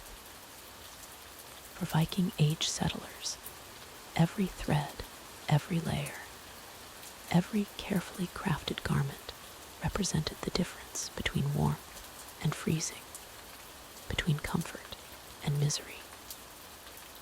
reality of Viking clothing was far more complex and challenging than the romanticized images we see today. The foundation of Viking clothing began with linen undergarments, but here's where the first major problem arose. Linen production required flax cultivation, which was labor-intensive and often unreliable in the harsh northern climate. Many settlements struggled to grow enough flax for basic undergarments, forcing families to make difficult choices about who received new linen and who had to make do with worn, patched garments that provided little protection against the cold. Over these linen foundations, Vikings wore wool garments, and wool production dominated their textile economy. However, sheep farming in Viking settlements was fraught with challenges. The animals required constant protection from wolves, bears, and harsh weather. During particularly brutal winters, entire flocks could perish, leaving families without their primary source of clothing material for the following year. The process of creating wool clothing was exhaustingly time-consuming. Women spent countless hours shearing sheep, cleaning wool, spinning thread, and weaving fabric. A single woolen tunic could take weeks to complete, and this was just one garment among many needed for a family. The spinning process alone required such dedication that women carried spindles with them everywhere, spinning thread while walking, talking, or performing other tasks. Dyeing these woolen garments presented another layer of complexity and expense. The most desirable colors required rare materials that were often imported at great cost. Red dye came from madder root, blue from woad or imported indigo, and purple from expensive shellfish. Most Viking families had to settle for natural wool colors or dyes made from local plants, which often faded quickly or produced muddy, unappealing hues. The wealthy could afford imported silk, but for the vast majority of Vikings, silk remained an impossible luxury. When silk did appear in settlements, it was typically reserved for small decorative elements or traded as currency rather than worn as clothing. The absence of silk meant that even the wealthiest Vikings had limited options for truly warm, comfortable undergarments. Leather played a crucial role in Viking clothing, but leather production was messy, smelly, and time-consuming. The tanning process required animal brains, urine, and other organic materials that created an overwhelming stench throughout the settlement. Tanning leather properly could take months, and the process had to be done correctly to prevent the leather from rotting or becoming stiff and unwearable. Footwear represented one of the most critical clothing challenges. Viking shoes were typically made from a single piece of leather wrapped around the foot and secured with leather thongs. These shoes provided minimal protection against cold, wet conditions and wore out quickly. Replacing shoes required killing animals specifically for leather, which many families couldn't afford to do regularly. The wealthy might own boots made from multiple pieces of leather, but even these offered limited protection against the harsh Scandinavian climate. Waterproofing was achieved by rubbing animal fat into the leather. But this treatment needed constant renewal and attracted insects and rodents during warmer months. Cloaks served as the primary outer garment for protection against wind and rain. A good cloak was a family's most valuable textile possession, often passed down through generations. However, even the finest woolen cloaks had significant limitations. When wet, wool becomes heavy and loses much of its insulating properties, leaving the wearer cold and miserable. The fastening systems for cloaks created their own problems. Wealthy Vikings used elaborate brooches and pins made from bronze, silver, or even gold. But these metal fasteners conducted cold directly to the body and could freeze against skin in extreme weather. Poorer families relied on simple bone or wooden pins that broke easily and provided less secure fastening. Layering was essential for warmth, but it created mobility issues. A fully dressed Viking in winter might wear linen undergarments, a woolen tunic, woolen trousers, or a long dress, a thick woolen cloak, leather shoes, and various accessories. This combination was bulky, heavy, and restrictive, making physical labor and combat more difficult. Women's clothing presented unique challenges. Long dresses were impractical for many tasks, but were considered necessary for social respectability. The overdress, or hangarock, was suspended from shoulder straps and fastened with large brooches. These brooches were not only expensive, but also created pressure points that could become painful during long days of work. The apron dress style worn by Viking women required constant adjustment and maintenance. The shoulder straps stretched over time, causing the dress to hang improperly. The large brooches used to fasten these garments were heavy and could tear the fabric if not properly supported. Replacing or repairing these specialized garments required skills that not all women possessed. Head coverings were essential but problematic. Men wore woolen caps or fur hats when available, but these items were easily lost, damaged, or stolen. A good fur hat was extremely valuable and became a target for theft during raids or conflicts. Women covered their hair with linen headcloths, but these provided little warmth and required frequent washing and replacement. The seasonal transition of clothing created logistical nightmares for Viking families. Summer garments needed to be carefully stored to prevent moth damage, while winter clothing required extensive preparation and maintenance.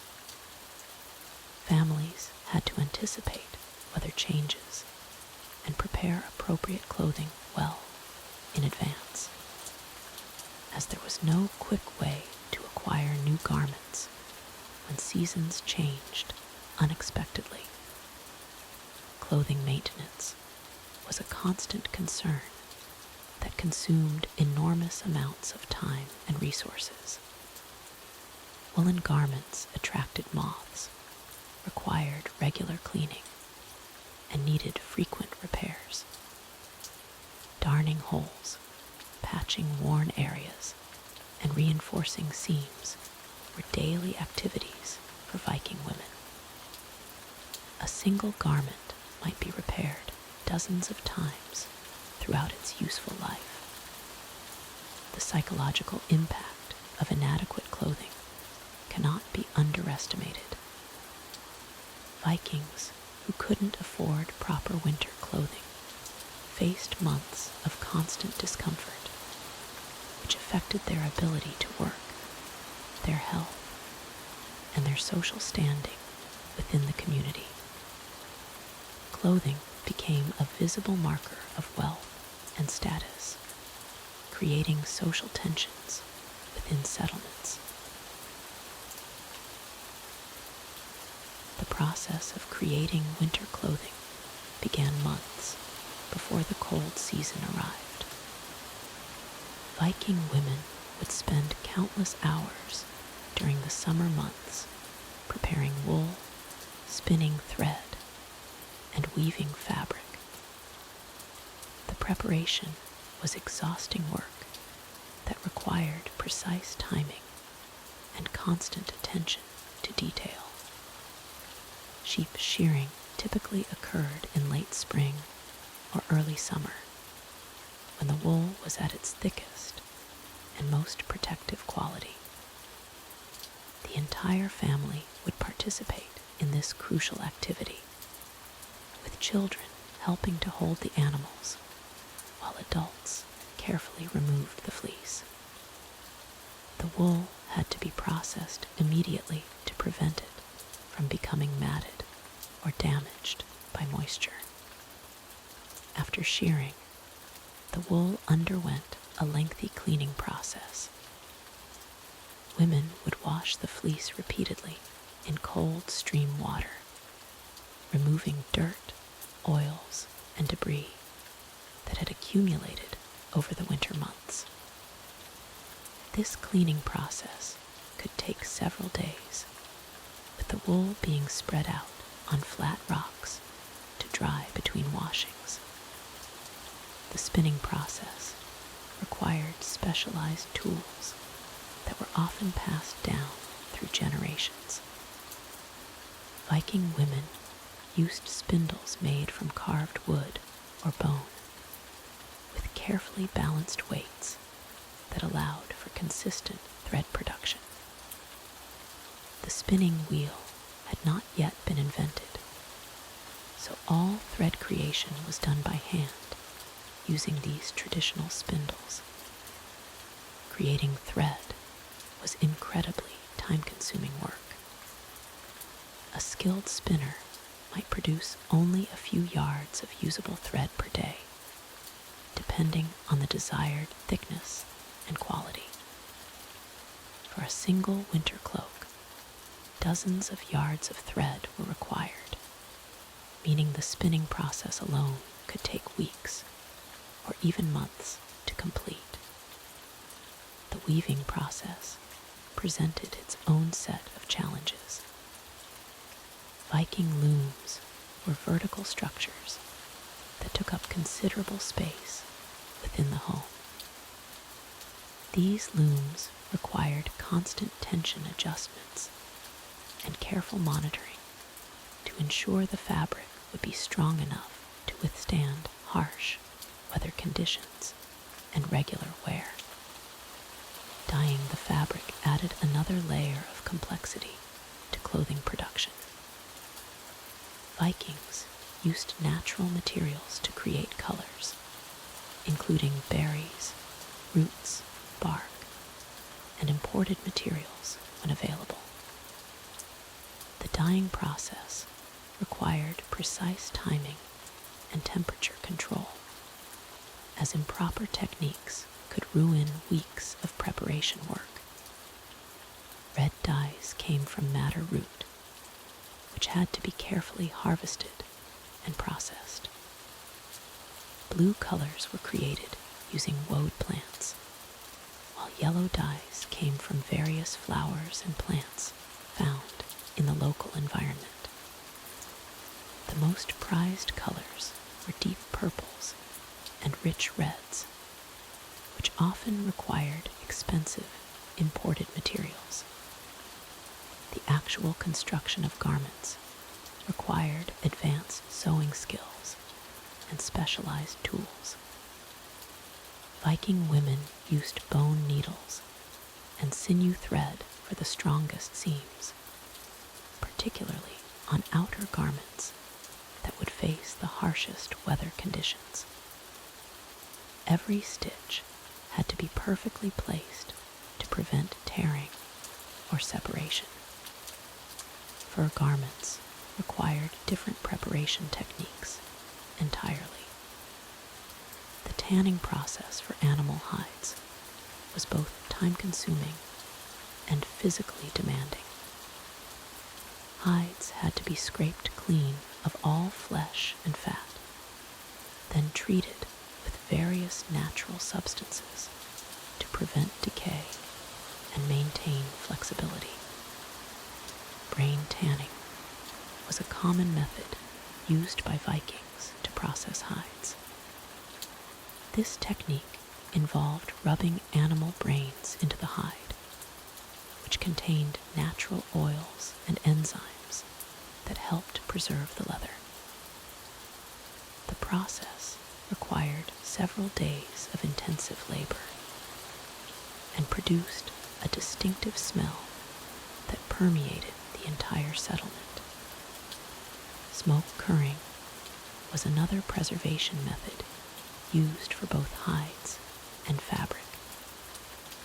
Special smoking huts were constructed where materials could be exposed to controlled amounts of smoke for extended periods. This process helped repel insects and added water resistance to the finished products. Children's clothing presented unique challenges for Viking families. Growing children required new garments regularly, but the time and resources needed for clothing production meant that most children wore hand-me-downs or garments that were intentionally made too large to allow for growth. The concept of seasonal clothing changes was largely unknown to most Vikings. People typically owned only 1 or 2 sets of clothing, which had to serve for all weather conditions and activities. This meant that garments had to be incredibly versatile and durable to withstand constant use. Clothing repairs were a constant necessity in Viking settlements. Women spent considerable time patching holes, reinforcing seams, and replacing worn sections of garments. Throwing away clothing was virtually unthinkable, as the time and resources invested in each piece were too valuable to waste. The social implications of clothing quality were significant in Viking society. Well-made, colorful clothing indicated wealth and status, while poor or patched garments marked someone as belonging to the lower social classes. This created additional pressure on families to maintain their clothing in good condition. Footwear production required specialized knowledge of leather working and construction techniques. Viking shoes and boots had to provide protection from cold, wet conditions, while remaining flexible enough for daily activities. The soles were often reinforced with additional layers of leather or even pieces of wood. Waterproofing techniques for clothing involved treating fabrics with animal fats and oils. This process had to be repeated regularly, as the waterproofing would wear off with use and washing. The treated clothing often had a strong, unpleasant odor that was simply accepted as necessary for survival. The storage of clothing during warmer months required careful planning and preparation. Garments had to be cleaned thoroughly and stored in ways that would prevent damage from insects, moisture, and rodents. Many families used wooden chests or specially constructed storage areas within their homes. Trading for clothing materials was an important aspect of Viking commerce. Settlements would often specialize in producing certain types of textiles or materials, then trade with other communities for items they could not produce locally. This trade network was essential for accessing higher quality materials and specialized items. The psychological impact of inadequate clothing cannot be understated. Vikings who lacked proper winter garments faced not only physical discomfort, but also social embarrassment and reduced status within their community. This created additional stress and pressure on families already struggling with harsh living conditions. As we continue our exploration of Viking daily life, these clothing challenges reveal yet another layer of the constant struggle for survival and comfort in these ancient settlements. The simple act of staying warm required months of preparation, specialized skills, and considerable resources that many families simply could not afford. The harsh realities of Viking settlement life extended far beyond uncomfortable sleeping arrangements and questionable food storage. Disease lurked in every corner of these communities, turning what should have been places of refuge into breeding grounds for illness and suffering. Without modern medical knowledge or sanitation practices, Viking settlers faced a constant battle against ailments that could devastate entire families within days. Respiratory infections spread like wildfire through the cramped longhouses during the brutal winter months.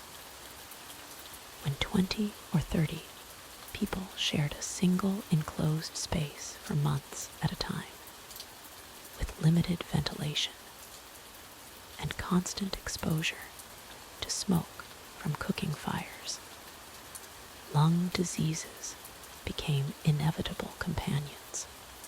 The combination of wood smoke, animal dander from livestock housed in the same buildings, and the breath of dozens of people created a toxic atmosphere that weakened immune systems and made everyone vulnerable to whatever pathogens happened to drift through the settlement. Children suffered the most from these respiratory ailments. Their smaller lungs couldn't process the contaminated air as effectively as adults, and they often developed chronic coughs that persisted throughout the winter months. Many children who survived their first winter would carry lung damage for the rest of their lives, their breathing forever compromised by the harsh conditions of their earliest years. The sound of coughing echoed through longhouses from October through April, a constant reminder of the price paid for survival in these northern climates. Gastrointestinal diseases posed an equally serious threat to Viking communities. With no understanding of bacterial contamination, settlers routinely consumed spoiled food, contaminated water, and improperly preserved meat. Dysentery could sweep through a settlement in a matter of days, leaving dozens of people weakened and dehydrated.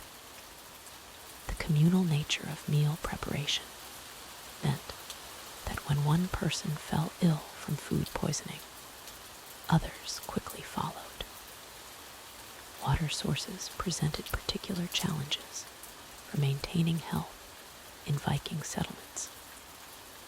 Wells were often contaminated by runoff from animal pens, human waste, and decaying organic matter.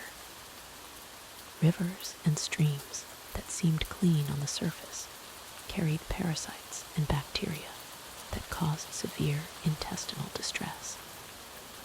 During dry periods, when water sources became scarce, settlers had little choice but to use whatever water they could find, regardless of its quality or appearance.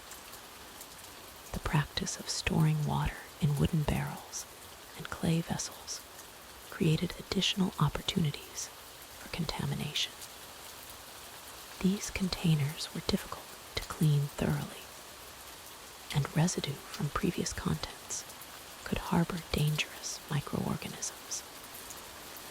Algae growth in stagnant water supplies added another layer of risk, though Vikings had no way of understanding the connection between green, slimy water and the stomach ailments that followed its consumption.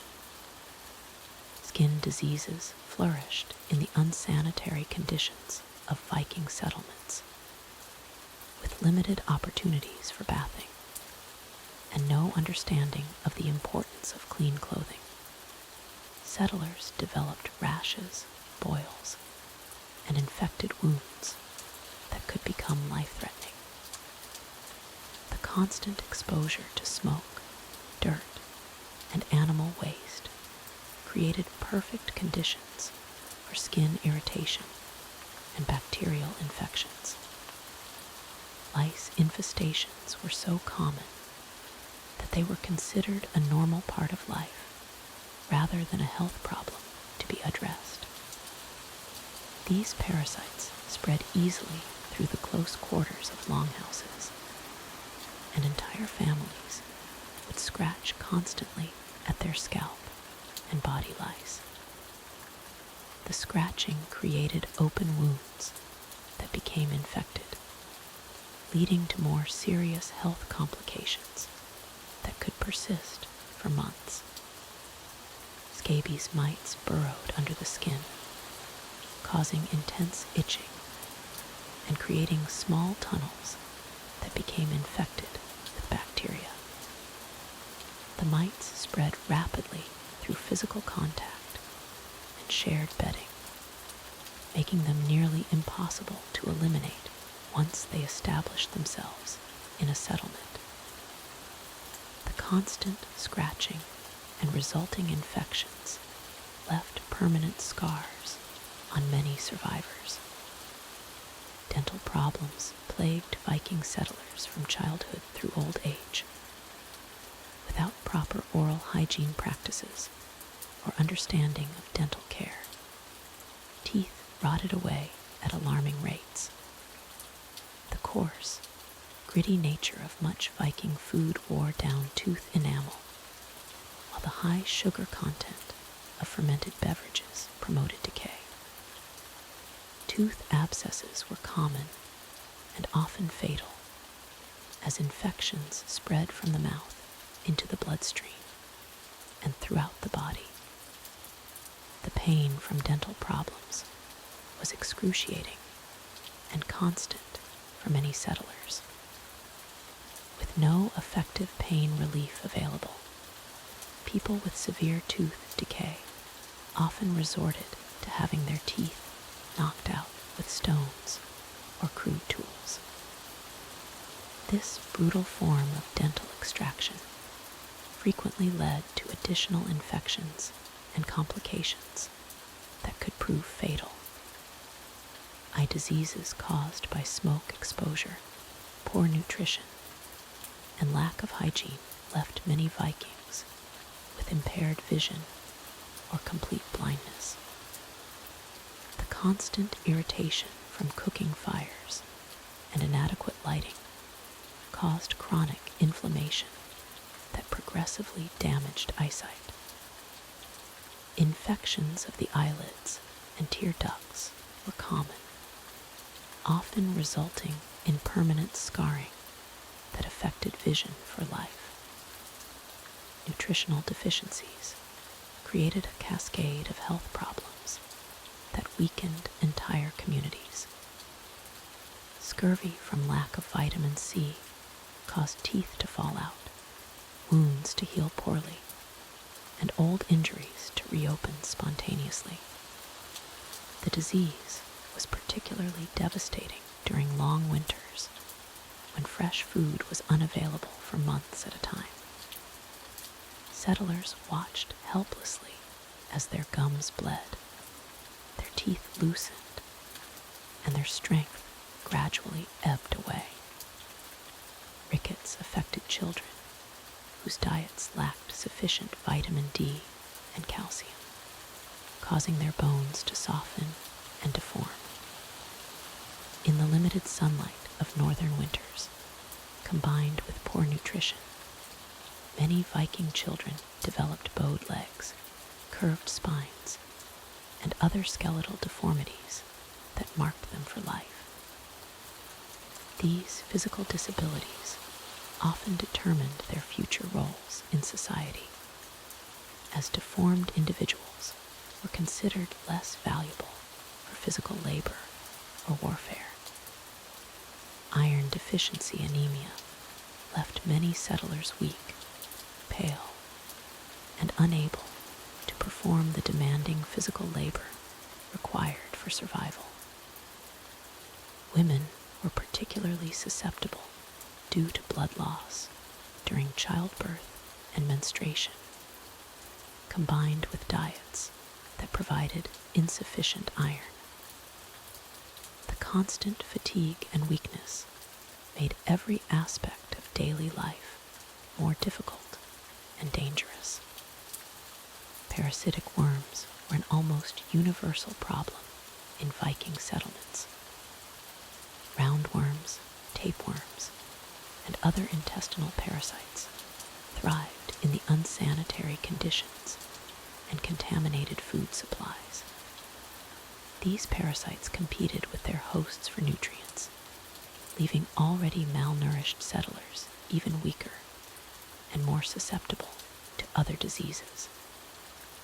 The presence of worms was so common that it was rarely even remarked upon, simply accepted as another unpleasant aspect of existence. Combination of multiple health problems created a downward spiral for many Viking settlers. Malnutrition weakened immune systems, making people more susceptible to infections. Infections caused fever and loss of appetite, worsening nutritional status.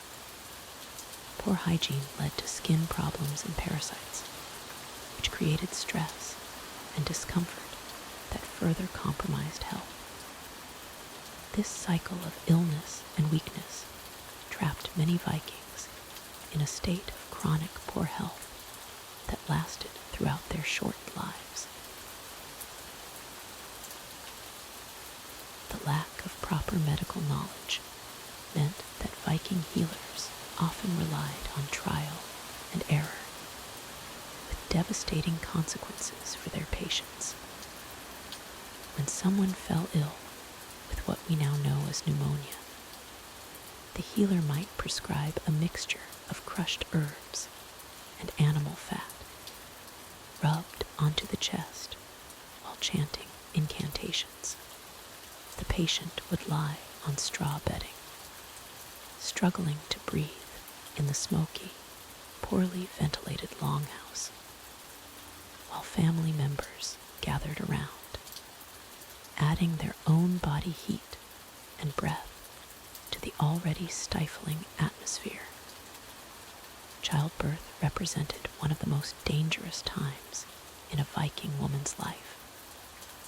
Without understanding of sterile conditions, Mudwavas would assist births with unwashed hands and crude tools. The birthing area was typically a corner of the main living space, separated only by hanging cloth. Women in labor would grip leather straps suspended from the ceiling beams, their cries mixing with the sounds of daily life continuing around them. Many women died from infections that developed days after seemingly successful births, leaving newborns orphaned and communities devastated. The Viking approach to broken bones was particularly brutal by modern standards. When a warrior returned from battle with a fractured arm or leg, the settlement's bone setter would attempt to realign the break by feel alone. The patient would bite down on a piece of leather or wood, while several strong men held them still.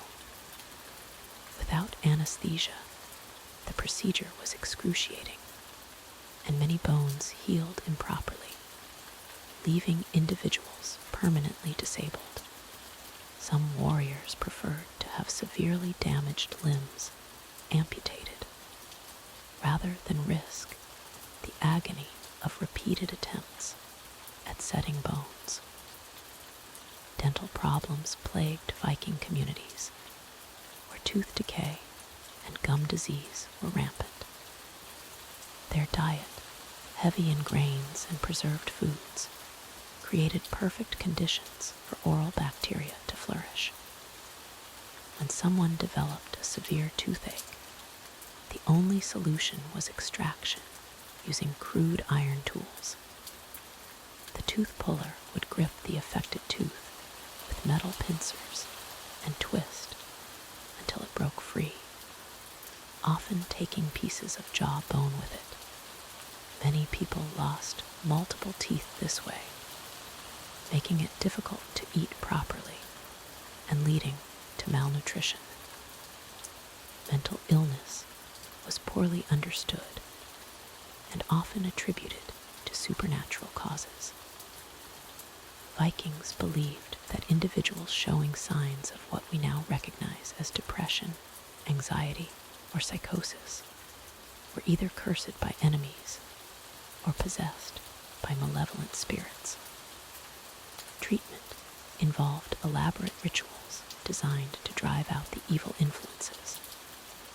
The afflicted person might be isolated in a small hut outside the main settlement, given only bread and water, while shamans performed cleansing ceremonies. Some were subjected to painful procedures, including having small holes drilled in their skulls to release the evil spirits. The spread of parasitic infections was virtually inevitable in Viking settlements. Intestinal worms were so common that most people accepted them as a normal part of life. These parasites caused chronic stomach pain, diarrhea, and malnutrition, particularly affecting children whose growing bodies couldn't cope with the additional stress. Healers would prescribe bitter herbs and encourage patients to fast for days, believing that starving the worms would kill them. In reality, this often weakened the patient further, while the parasites continued to thrive. Skin conditions flourished in the unsanitary conditions of Viking settlements. Scabies, caused by tiny mites burrowing under the skin, spread rapidly through communities where people shared bedding and clothing. The intense itching drove sufferers to scratch until they bled, creating open wounds that became infected. Healers treated scabies with applications of hot tar or burning herbs, procedures that often caused more damage than the original condition. The smell of these treatments, combined with the odor of infected skin, added another layer of unpleasantness to daily life. Eye infections were another common ailment that could lead to permanent blindness. The combination of smoke from fires, dust from daily activities, and poor hygiene created perfect conditions for bacterial infections. When someone developed what appeared to be a simple eye irritation, it could quickly progress to serious infection. Viking healers would attempt to treat eye problems by applying mixtures of honey and crushed herbs, or by having patients stare into the smoke of burning medicinal plants. Many of these treatments actually worsened the infections, leading to scarring and vision loss. The treatment of wounds from accidents or violence was primitive and often counterproductive. When someone suffered a deep cut from an axe or farming tool, healers would pack the wound with whatever materials were available, including moss, cloth scraps, or even animal dung, believing these substances had healing properties. They would then bind the wound tightly with strips of fabric that were rarely clean. This approach often trapped bacteria inside the wound, leading to serious infections that could prove fatal even when the original injury was survivable. Respiratory illnesses were particularly deadly during the long winter months when people were confined to poorly ventilated spaces. What started as a simple cold could quickly develop into bronchitis or pneumonia, spreading rapidly through the crowded longhouses. Healers would create steam treatments by throwing water onto hot stones, then having patients breathe the vapor while covered with animal skins. While this might have provided some temporary relief, it did nothing to address the underlying infections, and many people died from complications that modern medicine could easily treat. The lack of understanding about nutrition meant that many health problems were actually caused or worsened by dietary deficiencies. Scurvy, caused by lack of vitamin C, was common during winter months when fresh foods were unavailable.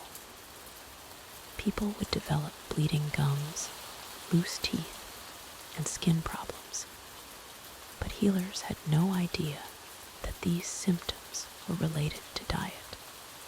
Instead, they would prescribe various herbal remedies or attribute the illness to spiritual causes, allowing the condition to progress until it became life-threatening.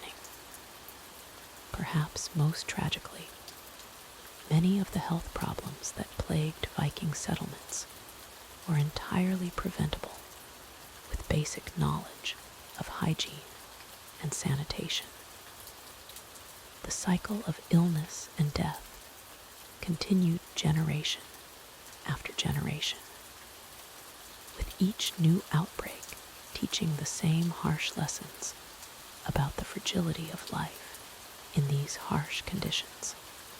Communities would lose significant portions of their population to diseases that spread like wildfire through their cramped, unsanitary living spaces.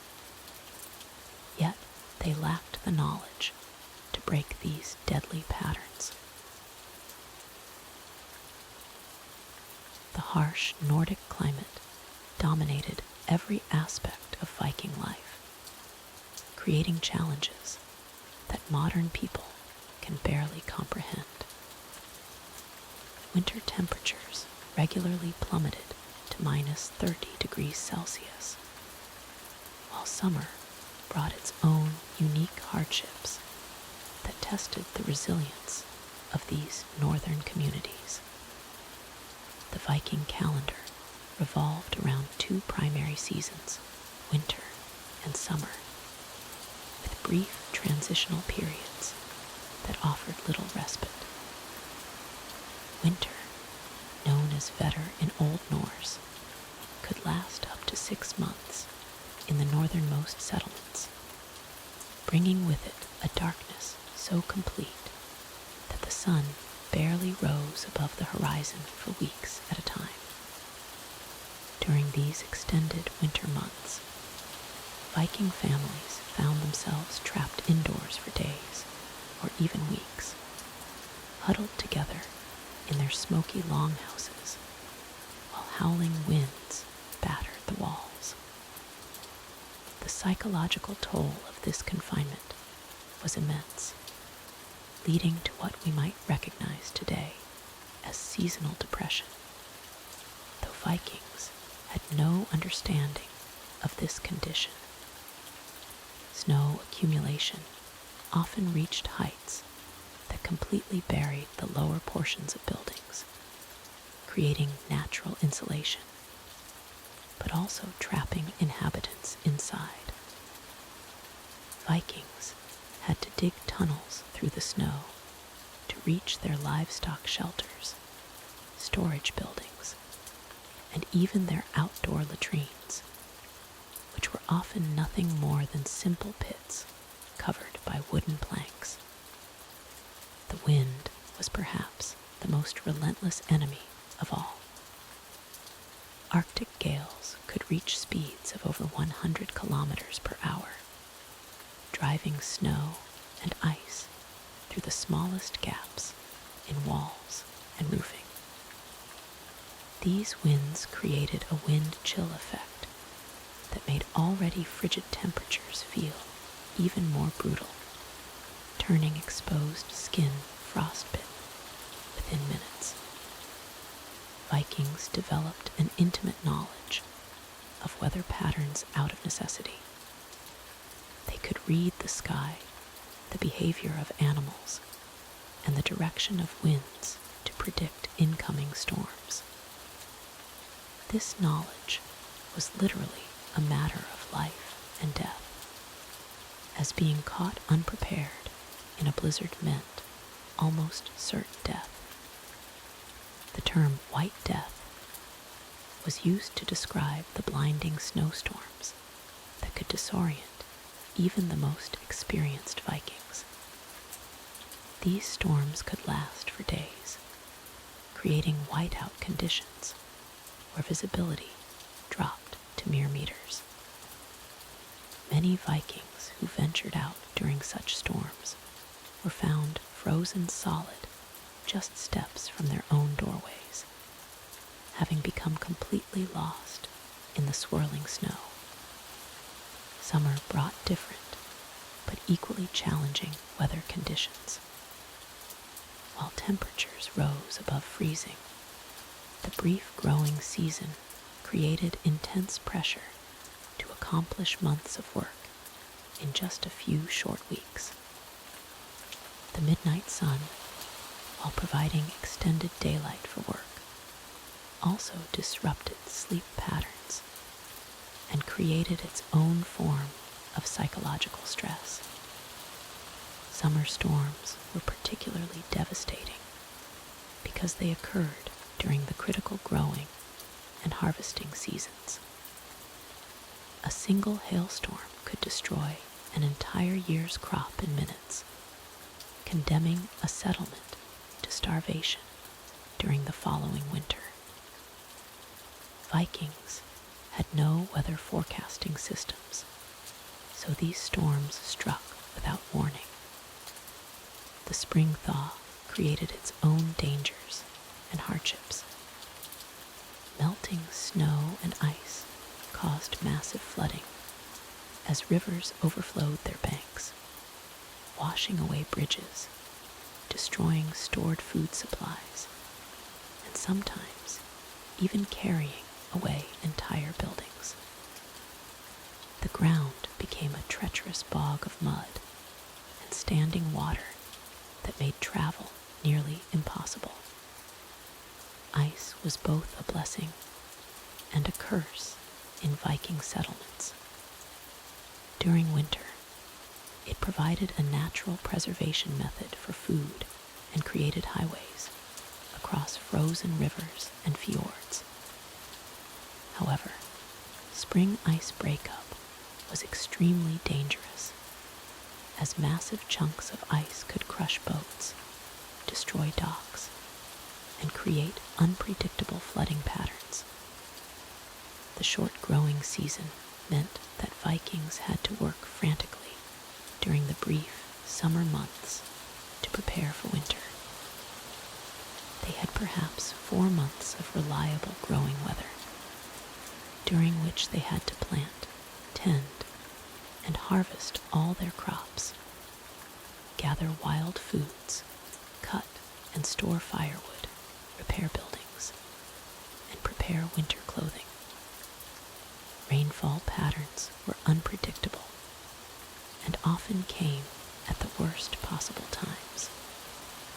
Too much rain during harvest could rot crops in the fields, while too little rain during the growing season could cause widespread crop failure. Vikings had no irrigation systems, so they were completely dependent on natural rainfall patterns. The combination of high latitude and maritime climate created sudden, dramatic weather changes that could catch Vikings off guard. A pleasant summer day could turn into a life-threatening storm within hours, with temperature drops of 20 degrees or more happening in the span of a single afternoon. Vikings developed elaborate systems of weather prediction based on natural signs. They watched the behavior of birds, the appearance of clouds, the direction of winds, and even the behavior of their livestock to predict incoming weather changes.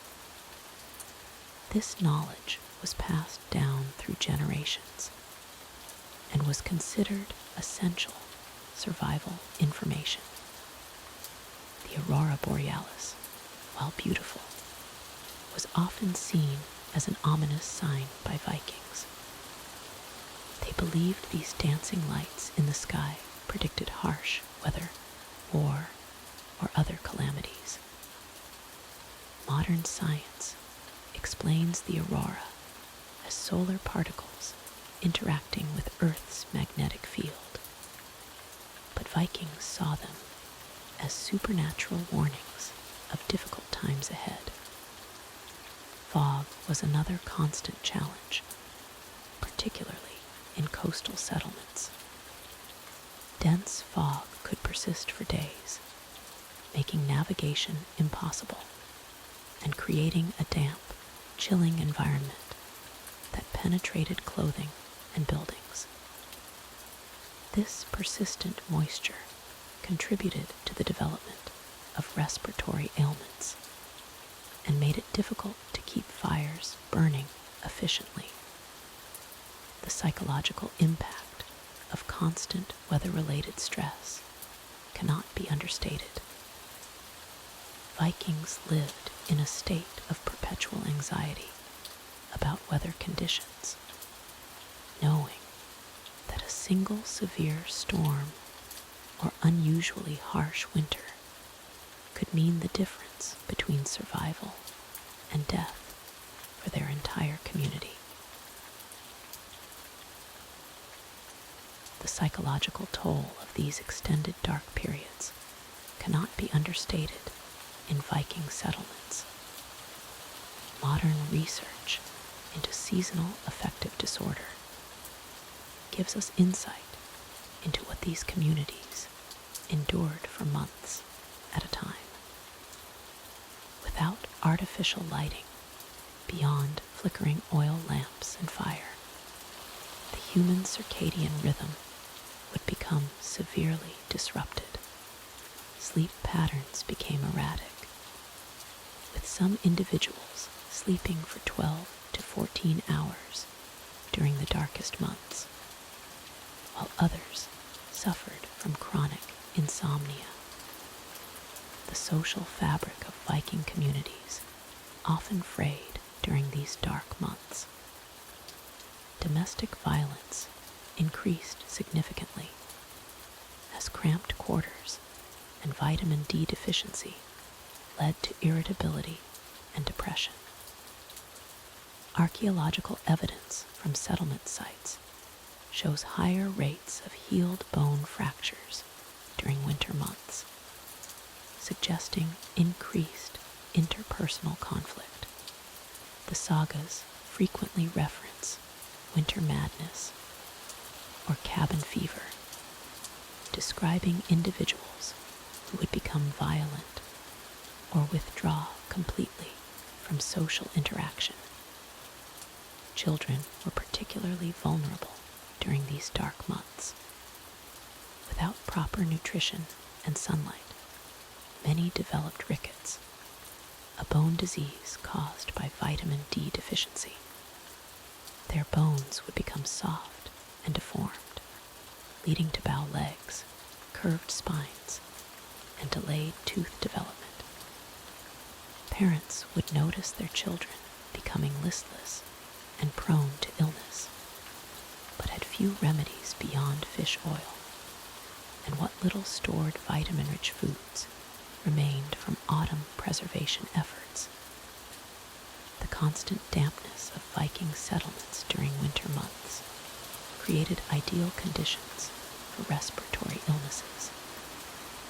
Without proper ventilation systems, smoke from cooking fires and oil lamps would accumulate in living spaces, causing chronic cough and lung irritation. The combination of smoke inhalation, cold air, and poor nutrition created a perfect storm for pneumonia and bronchitis. Many Vikings developed what we would now recognize as chronic obstructive pulmonary disease from years of breathing smoky indoor air. Food preservation became a desperate race against time as winter approached. The brief summer months provided a narrow window for gathering, hunting, and preserving enough sustenance to last through the long dark season. Salting, smoking, and fermentation were the primary preservation methods, but these techniques were not always reliable. Salt was a precious commodity that had to be traded for or laboriously extracted from seawater, making it too valuable to use liberally. When preservation efforts failed, the results were catastrophic. Spoiled meat could poison entire families, while moldy grains caused ergotism, a condition that led to hallucinations, convulsions, and death. The Vikings had no understanding of bacteria or toxins, so they often continued eating questionable food rather than face starvation. Archaeological analysis of Viking era remains shows evidence of chronic malnutrition and food poisoning throughout many settlements.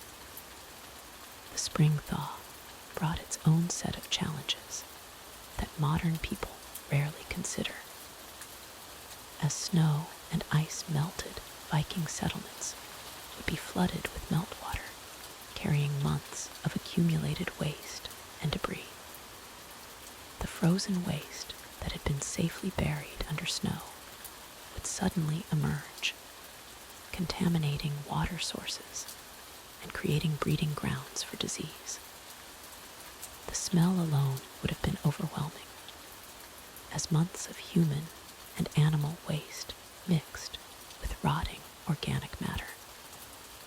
Flooding was a constant threat during spring thaw. Many Viking settlements were built near water sources for practical reasons, but this proximity became dangerous when rivers swelled with meltwater.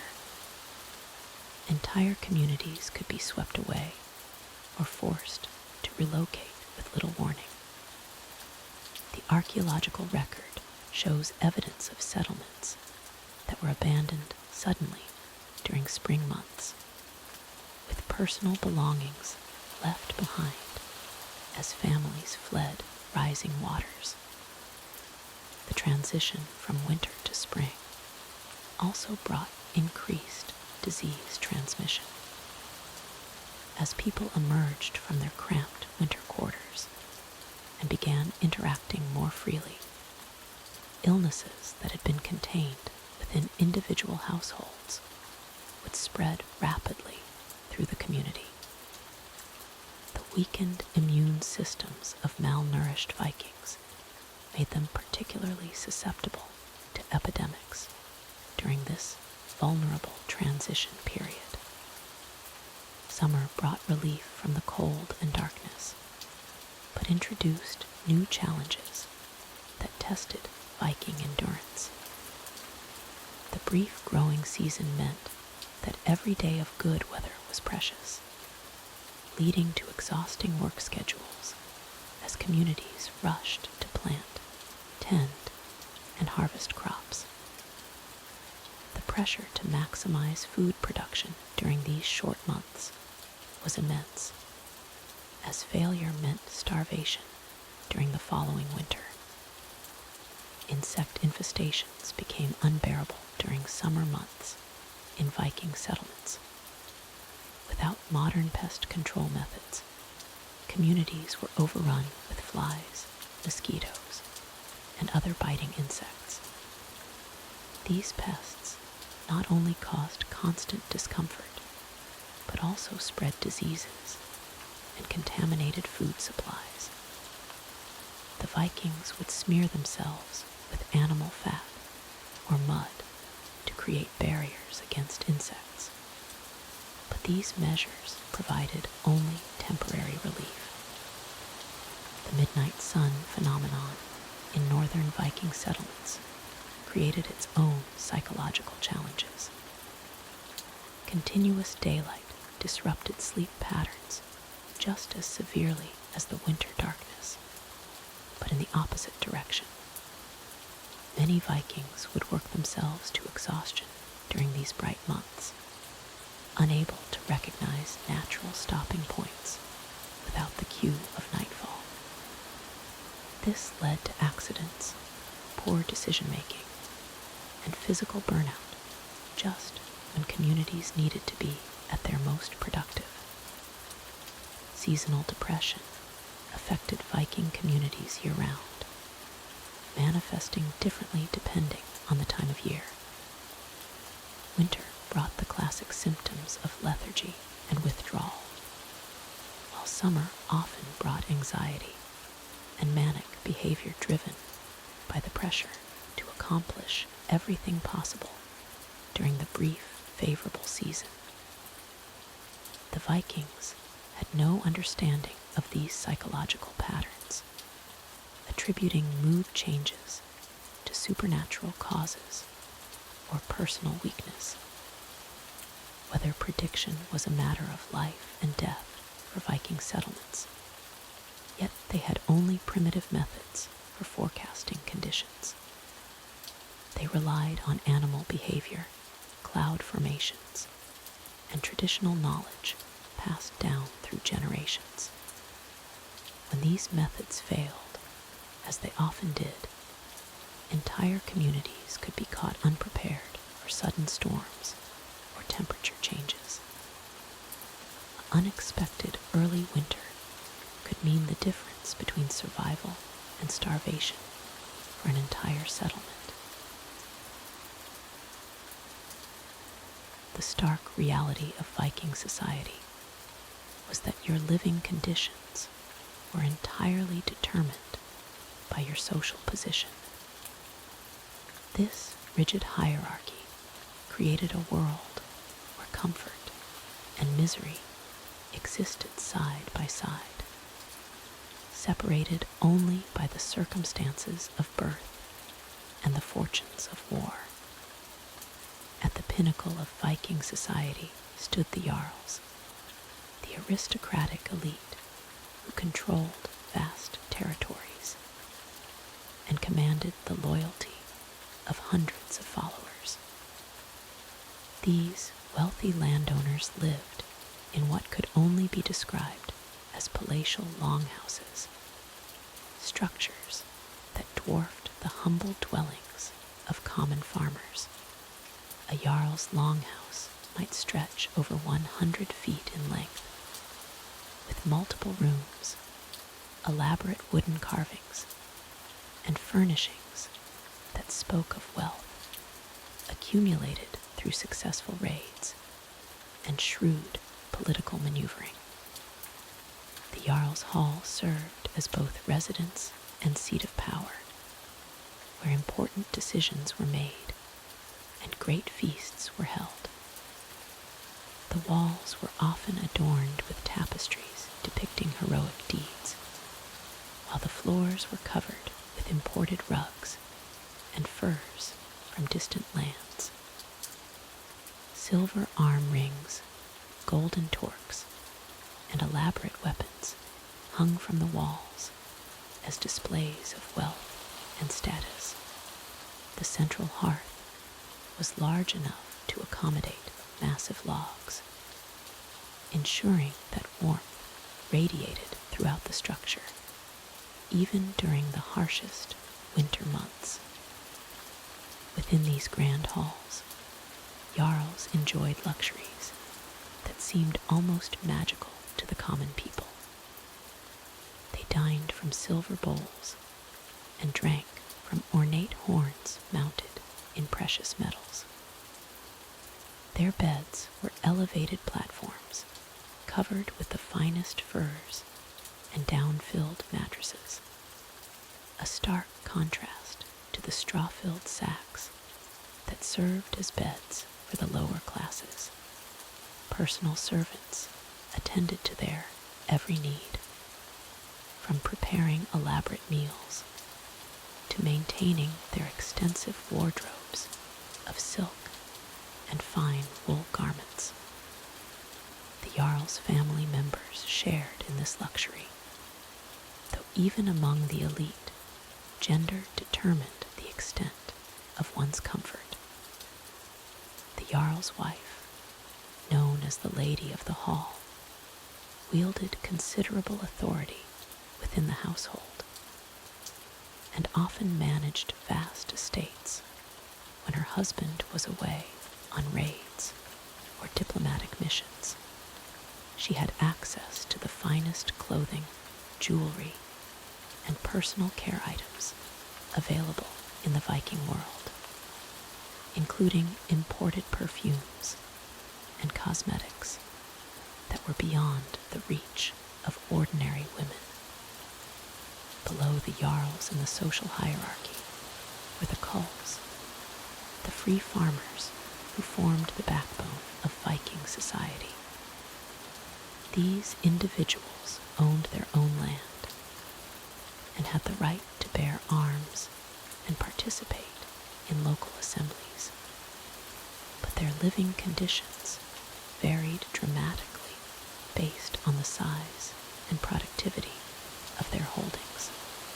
A successful cull might live in a modest longhouse with separate areas for family quarters, food storage, and livestock, while a less fortunate farmer might occupy a single-room dwelling that barely provided adequate shelter. The typical Jarl's home was a far cry from the luxury enjoyed by the aristocracy. The walls were often poorly insulated, allowing cold drafts to penetrate during winter months. The floor was usually packed earth, which became muddy and unsanitary during wet seasons. Furniture was minimal and functional, consisting of simple wooden stools, rough-hewn tables, and sleeping platforms that were shared by multiple family members. Privacy was virtually non-existent, as entire families lived ate, and slept in the same cramped quarters. For the Carls, daily life was a constant struggle to maintain their independence and provide for their families. They worked their fields from dawn to dusk during the growing season, tended to livestock year-round, and spent long winter months engaged in crafts and repairs. Their diet consisted primarily of what they could grow or raise themselves, supplemented by occasional hunting and fishing. Meat was a luxury reserved for special occasions, and even then, it was often preserved through salting or smoking, which made it tough and barely palatable. The clothing worn by Carl families reflected their modest means. Garments were typically made from coarse wool or linen, dyed with natural materials that produced muted colors. A single outfit might serve an individual for years, with constant mending and patching, extending its useful life. Children often wore hand-me-downs that had been passed down through multiple generations, and new clothing was considered a significant expense that required careful planning and saving. Women in Carl families faced particularly challenging living conditions. They were responsible for managing the household, caring for children, preparing meals, and contributing to the family's economic survival through activities like textile production and food preservation. The physical demands of their daily lives were enormous, as they hauled water from distant sources, tended fires that required constant attention, and performed countless other tasks without the benefit of modern conveniences or adequate help. The health challenges faced by Carl families were severe and often life-threatening. Poor nutrition weakened immune systems, making them vulnerable to diseases that could devastate entire communities. Childbirth was particularly dangerous for women, with high mortality rates for both mothers and infants. Medical care was limited to folk remedies and the occasional services of a traveling healer, whose treatments were often based more on superstition than scientific understanding. At the bottom of the social hierarchy were the thralls, the enslaved individuals who had no rights and lived in conditions that can only be described as deplorable. These unfortunate souls were typically captured during raids or born into slavery, and their living conditions reflected their complete lack of status in Viking society. Thralls were housed in the most basic shelters, often little more than crude huts or shared spaces in their masters' outbuildings. The daily existence of thralls was marked by backbreaking labor and constant uncertainty. They performed the most dangerous and unpleasant tasks, from working in mines and quarries to clearing forests and draining swamps. Their masters provided them with minimal food, usually consisting of scraps and leftovers that were barely sufficient to maintain their strength for continued labor. Clothing was whatever cast-offs their owners deemed fit to provide, often consisting of rags that offered little protection against the elements. For thralls, there was no hope of privacy, personal property, or family stability. Families could be separated at their master's whim, with children sold away from parents and spouses torn apart by the demands of different owners. The psychological toll of such conditions was immense, as thralls lived with the constant knowledge that they were considered property rather than human beings with inherent dignity and rights. This rigid social stratification created a society where living conditions varied so dramatically that individuals from different classes might as well have inhabited different worlds entirely. The contrast between the heated halls of the jarls and the drafty hovels of the thralls represented not just differences in wealth, but fundamental disparities in human dignity and opportunity that defined every aspect of Viking civilization. The stark differences in living conditions between social classes extended beyond mere housing into every aspect of daily existence. Thralls, the enslaved population that made up roughly 20% of Viking society, endured conditions that were barely survivable. These individuals, captured during raids or born into bondage, lived in the most primitive structures imaginable, often housed in crude lean-tos built against the main longhouse. Thralls slept on bare earth, covered with whatever scraps of hide or straw they could gather. Their shelters offered no protection from the elements, with gaps in the walls allowing rain, snow, and bitter wind to penetrate freely.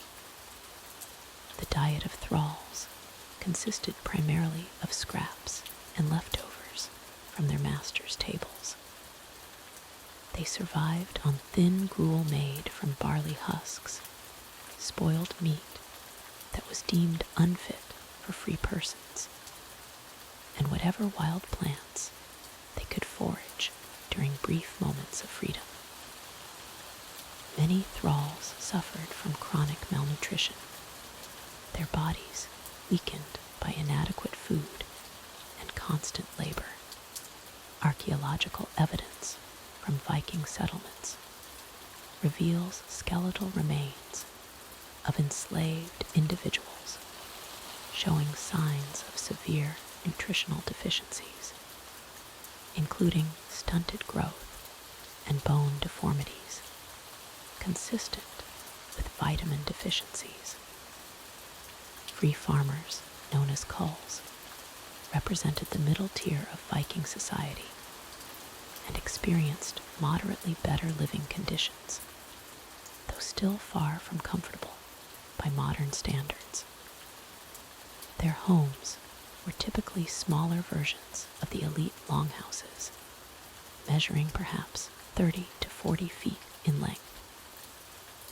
These structures housed extended families of 10 to 15 people, creating cramped quarters where privacy was virtually non-existent. The cull's house featured a central hearth, but the smoke management remained problematic, with soot-blackened walls and chronically poor air quality affecting the health of all inhabitants. The furnishings in a carl's home were sparse and functional. Wooden benches served as seating during the day and sleeping platforms at night. A few wooden chests held the family's meager possessions, including tools, extra clothing, and perhaps a small amount of silver or trade goods. The floors were typically packed earth, sometimes covered with rushes or straw that was changed infrequently. During winter months, the combination of human habitation, animal presence, and poor ventilation created an atmosphere thick with smoke, body odor, and the smell of unwashed bodies and rotting food scraps. Women of the Carl class faced particular hardships in maintaining their households. They were responsible for food preparation, textile production, childcare, and often assisted with agricultural work. The constant smoke from cooking fires and oil lamps caused chronic respiratory problems, while the physical demands of daily labor led to premature aging and frequent injuries. Many women died in childbirth due to poor nutrition and unsanitary conditions, with infant mortality rates exceeding 50% in some settlements.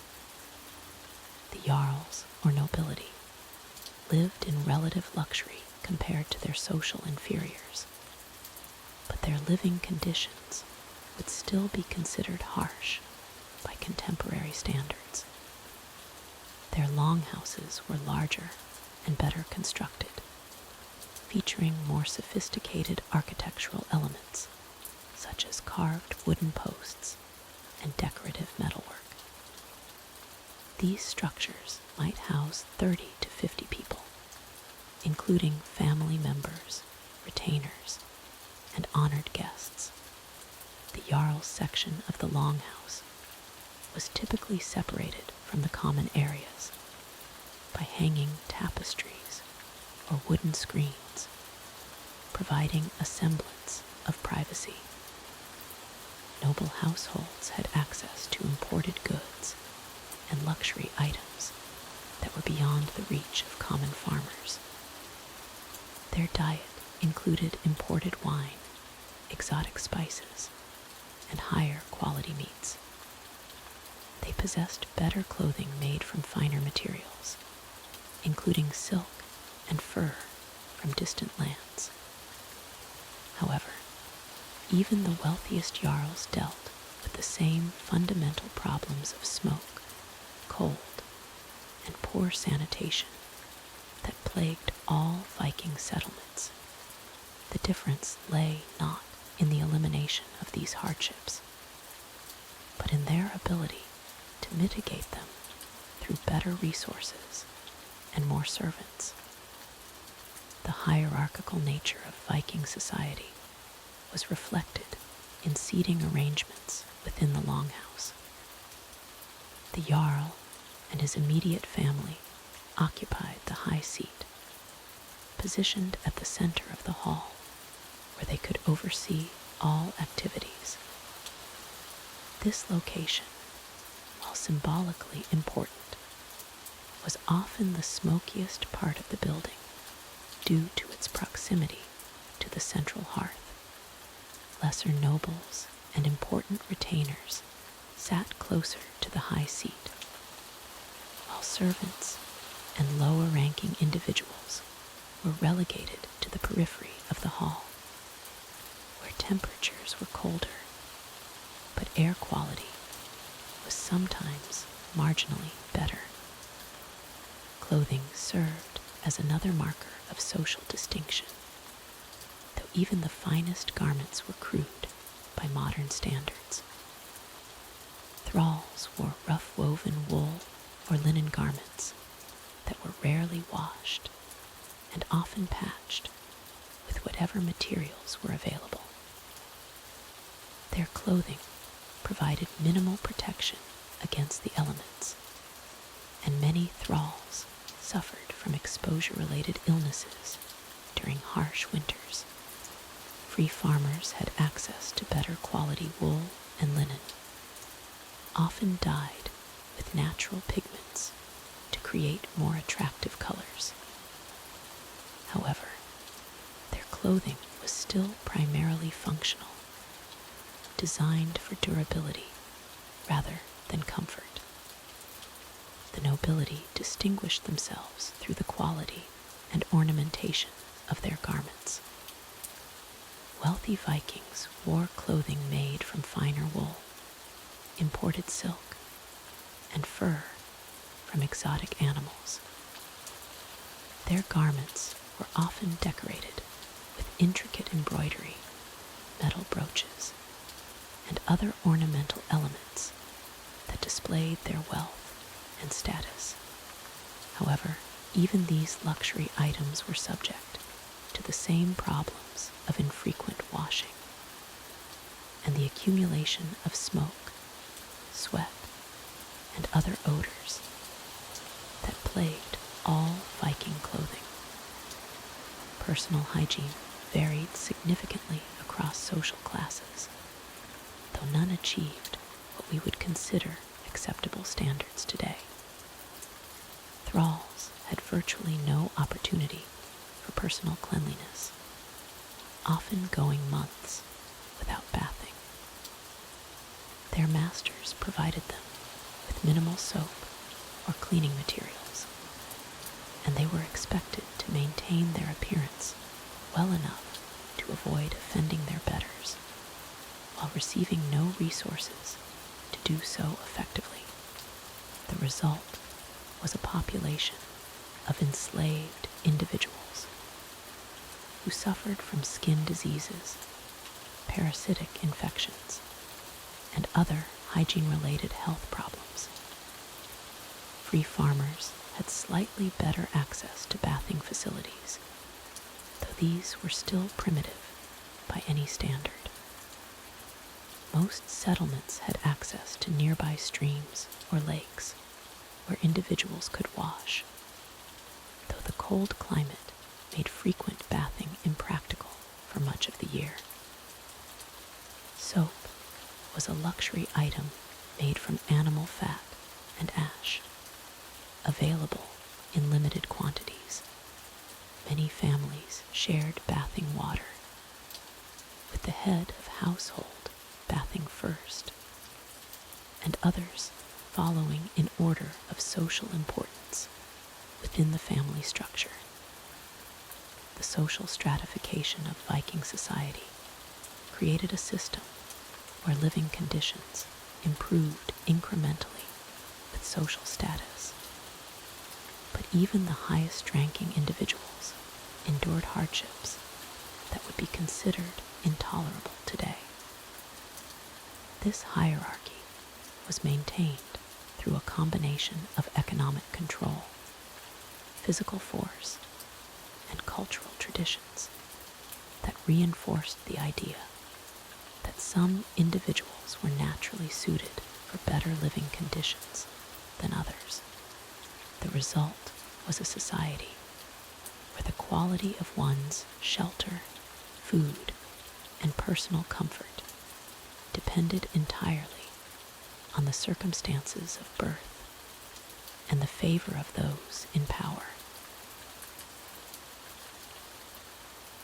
The rhythm of daily life in Viking settlements was dictated by survival, with every member of the community contributing to the endless cycle of labor required to maintain existence in these harsh northern environments. From the moment the pale Arctic sun crept above the horizon, the settlement would stir to life with the sounds of axes splitting wood, livestock bleating for attention, and the scraping of tools against stone and earth. Women began their days before dawn, tending to fires that had hopefully survived the night, their hands already stiff from the cold as they coaxed flames back to life with precious kindling. The hearth was the heart of every household, and maintaining it was a responsibility that could mean the difference between life and death during the brutal winter months. These fires required constant attention, feeding, and careful management of fuel resources that were often scarce. The preparation of the morning meal was a laborious process that began with grinding grain by hand using heavy stone querns, a task that left women's arms aching and their backs bent from hours of repetitive motion.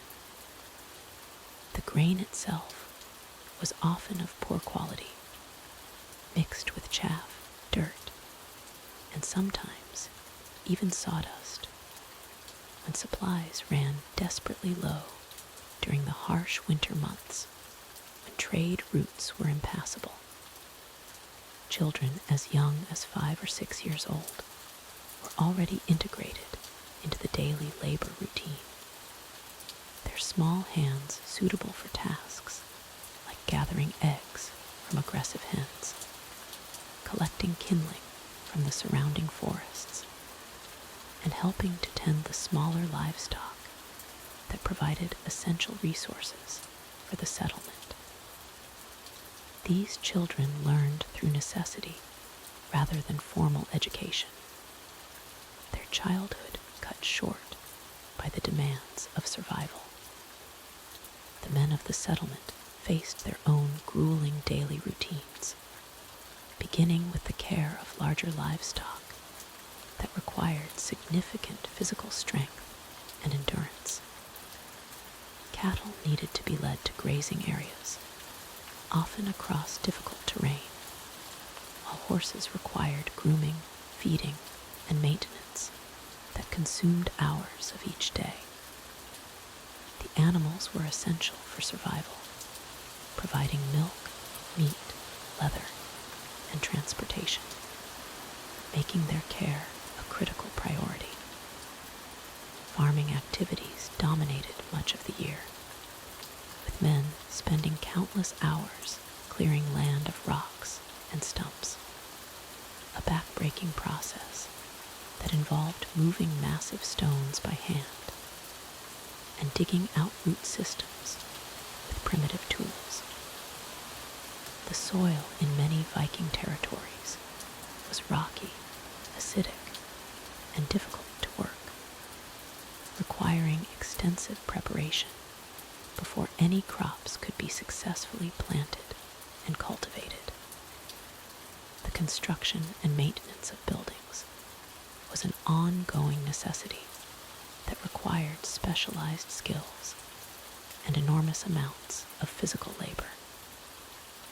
Men worked together to fell trees using heavy axes, drag the massive logs back to the settlement using ropes and manual labor, and then shape the timber using primitive tools that made every cut a time-consuming and exhausting process. Blacksmithing was both essential and extremely demanding, with smiths working in sweltering conditions near roaring forges, hammering red-hot metal into tools, weapons, and household items. The work required not only physical strength, but also precise timing and skill, as a mistake could ruin hours of work and waste precious iron that was difficult and expensive to obtain. Women's textile work was equally demanding, involving the entire process from raising sheep and processing flax to spinning thread, weaving cloth, and creating the garments that were essential for survival in the harsh climate. The spinning process alone could take weeks to produce enough thread for a single garment, with women working by dim firelight during the long winter evenings. The dyeing of fabrics required extensive knowledge of local plants and minerals, with women gathering berries, roots, and other natural materials during specific seasons, then processing them through complex procedures that involved boiling, straining, and multiple treatments to achieve the desired colors. The process was time-consuming and often unpredictable, with results varying based on weather conditions and the quality of materials. Food preservation consumed enormous amounts of time and energy, with families working together to smoke meats, salt fish, and prepare vegetables for the long winter months when fresh food would be unavailable. The smoking process required constant attention to maintain proper temperatures and smoke levels, often keeping people awake in shifts throughout the night to tend the fires. Brewing and fermentation were essential skills that required careful timing and attention to detail, as these processes provided not only alcoholic beverages, but also safer alternatives to water that might be contaminated. Women managed complex fermentation schedules, monitoring temperature, acidity, and timing to ensure successful batches that would last through the winter months. The collection and processing of wild foods required extensive knowledge of seasonal patterns and plant identification, with entire families venturing into forests and fields to gather berries, nuts, herbs, and other edible plants. This foraging was essential for supplementing the limited agricultural production and providing necessary vitamins and minerals during the long winter months. Hunting and fishing expeditions demanded not only skill and courage, but also extensive preparation and processing of the results. Men would spend days tracking game through difficult terrain, then hours processing the meat, hides, and other useful materials. The work was dangerous, physically demanding, and often resulted in injury or death from wild animals or harsh weather conditions. The maintenance of tools and weapons was a constant necessity that required specialized knowledge and significant time investment. Metal tools needed regular sharpening, wooden handles required replacement, and leather components needed conditioning and repair. Without proper maintenance, essential tools would quickly become useless, potentially threatening the survival of the entire settlement. Water collection and management presented daily challenges, especially during winter months when sources might freeze or become contaminated. People had to break through ice, carry heavy containers across difficult terrain, and carefully ration supplies during periods of scarcity. The quality of available water was often questionable, leading to illness and disease that further complicated daily survival. The care of the sick and injured fell primarily to women who possessed knowledge of herbal remedies and basic medical procedures, though their treatments were often ineffective against serious illnesses or injuries. These caregivers worked without proper medical supplies or knowledge, relying on traditional remedies that were passed down through generations, but offered limited relief for serious conditions. The harsh reality of Viking daily labor extended far beyond the basic survival tasks we've already explored. Every member of the household, from the youngest child to the eldest grandparent, had specific roles that contributed to the community's survival through the brutal Scandinavian seasons. Children as young as 5 years old were expected to contribute meaningfully to household operations. Young boys would tend to smaller livestock, learning to recognize signs of illness in goats and sheep. They would spend hours in cold, damp conditions, watching over animals that could mean the difference between life and death for their families during winter months. Girls of similar age would begin learning the intricate processes of textile production, starting with the tedious task of cleaning raw wool. This involved hours of picking through fleece by hand, removing burrs, dirt, and debris while sitting in poorly lit spaces. The lanolin in unwashed wool would coat their small hands, creating a waxy buildup that was difficult to remove and often led to skin irritation.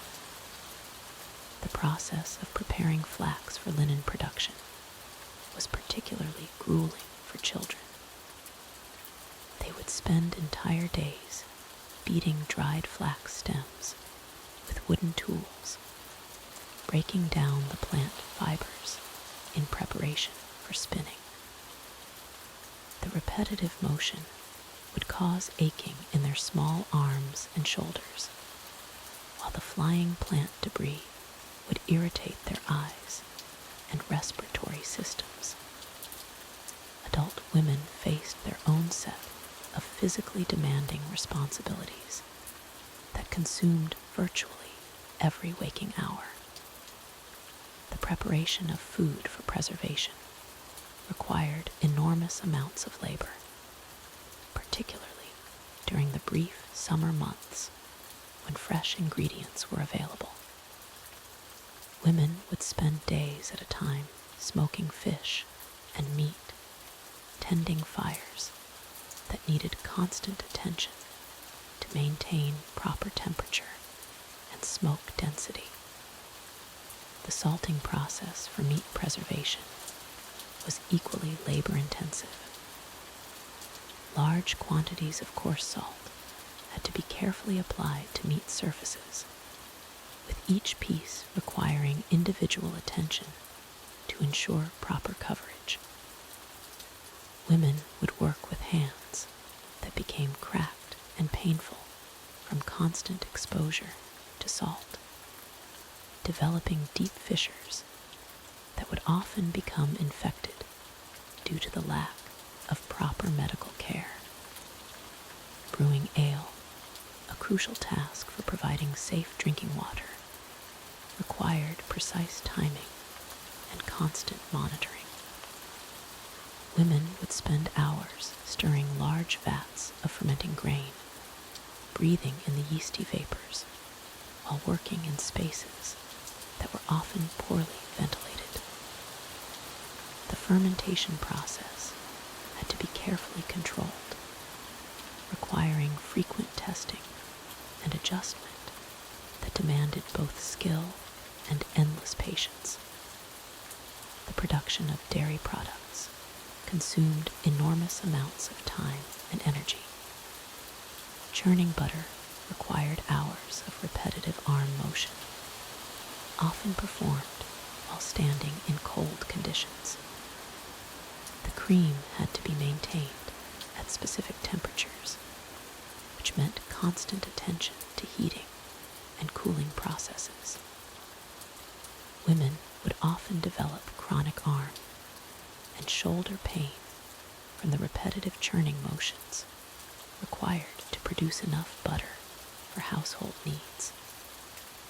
Cheese making was an even more complex process that required days of careful attention.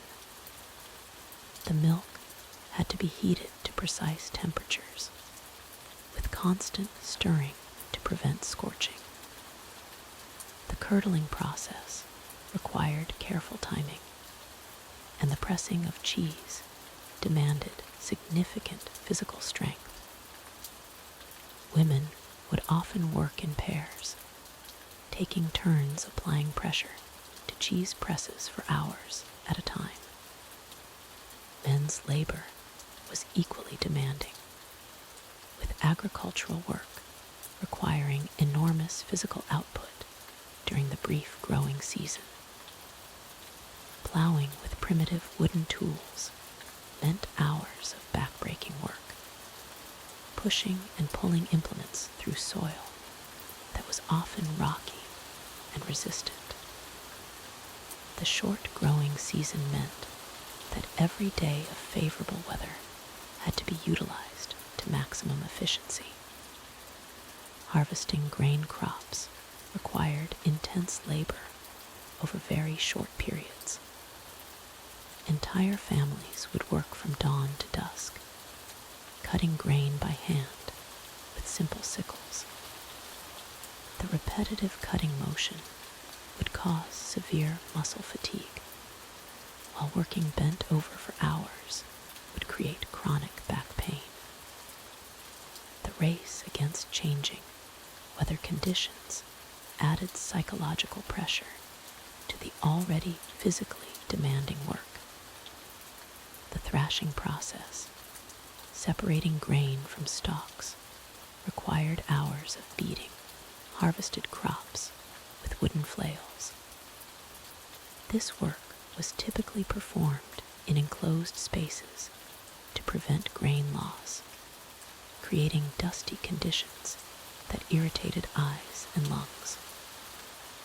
The repetitive overhead swinging motion required for effective thrashing would cause shoulder and arm injuries that had no proper medical treatment available.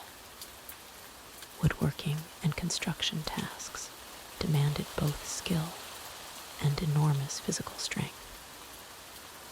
Men would spend days felling trees with primitive axes, requiring thousands of individual chopping motions to bring down a single large tree. The lack of efficient tools meant that every cut required maximum physical effort, leading to rapid exhaustion and frequent injuries. Splitting logs for construction and fuel required precise technique combined with brute strength. Men would work with heavy wooden mallets and iron wedges, driving splits through resistant wood grain. The vibration from repeated impacts would cause numbness and pain in hands and arms, while missed strikes could result in serious injuries to feet and legs. The construction of buildings required lifting and positioning heavy timber beams without mechanical assistance. Groups of men would coordinate to raise roof beams and wall supports, relying entirely on human strength and simple rope systems. The physical demands of construction work, combined with the pressure to complete buildings before winter weather, created conditions where injuries were common and often severe. Boat building and maintenance represented some of the most skilled and physically demanding work in Viking society. Craftsmen would spend months shaping individual planks by hand, using primitive tools to achieve the precise curves required for seaworthy vessels. The work required both artistic skill and enormous physical endurance, as every surface had to be shaped through repetitive cutting and smoothing motions. The caulking of boat seams required hours of detailed work in cramped positions, stuffing animal hair and tar into gaps between planks. This work was often performed in cold, damp conditions, with craftsmen working bent over for extended periods, while breathing toxic fumes from heated tar and pitch. Even the most basic maintenance tasks required significant labor input. Sharpening tools was a daily necessity that consumed hours of time. as metal implements would quickly lose their edge with heavy use. The grinding and hunting process required both skill and patience, as improperly sharpened tools could be dangerous and ineffective. The reality of Viking daily labor was one of constant physical demand, with every task requiring maximum effort to achieve minimal results. The combination of primitive tools, harsh environmental conditions, and the constant pressure of survival created a lifestyle where physical exhaustion was the normal state of existence for every member of the community. The harsh realities of Viking life became most apparent during childbirth and the vulnerable early years of childhood. In these settlements scattered across the northern wilderness, bringing new life into the world was fraught with dangers that modern minds can barely comprehend. The statistics alone paint a grim picture of survival in these communities. Archaeological evidence from burial sites across Scandinavia reveals that infant mortality rates in Viking settlements often exceeded 50%. This means that more than half of all children born would not live to see their first birthday. The causes were numerous and interconnected, creating a web of threats that surrounded every newborn from their first breath. Childbirth itself was a perilous ordeal that claimed the lives of countless mothers. Without modern medical knowledge or sterile conditions, complications during delivery often proved fatal. Women would labor in the same smoky, dirt-floored longhouses where animals were kept, surrounded by the constant presence of bacteria and infection. The air itself was thick with particles from cooking fires, animal waste, and human activity. When labor began, the expectant mother would be attended by other women in the settlement, typically older females who had survived multiple births themselves. These midwives relied on traditional knowledge passed down through generations, but their understanding of anatomy and the birthing process was limited by the medical knowledge of their time. They worked by candlelight or firelight, their hands unwashed in the modern sense, using tools that had been cleaned only with water and perhaps some herbs. The birthing process often took place on straw-covered floors, with the mother supported by other women or crude wooden structures. Pain relief was virtually non-existent, save for herbal concoctions that may have provided minimal comfort. Women would bite down on leather straps or pieces of wood to manage the agony, their screams echoing through the thin walls of the longhouse and mixing with the sounds of daily life continuing around them. Complications during delivery were frequently fatal. Breech births, which occur in roughly 3 to 4% of pregnancies, were almost always death sentences for both mother and child. Without the ability to perform cesarean sections or other surgical interventions, midwives could only attempt to manually reposition the baby, often causing further trauma and increasing the risk of fatal bleeding or infection. Hemorrhaging during or after birth was another common cause of maternal death. Women would bleed out on the straw-covered floors, while their attendants watched helplessly, lacking the medical knowledge or tools to stem the flow of blood. The concept of blood transfusions was unknown, and even basic understanding of how to control severe bleeding was limited to applying pressure and hopping for the best. Infections following childbirth claimed even more lives in the days and weeks after delivery.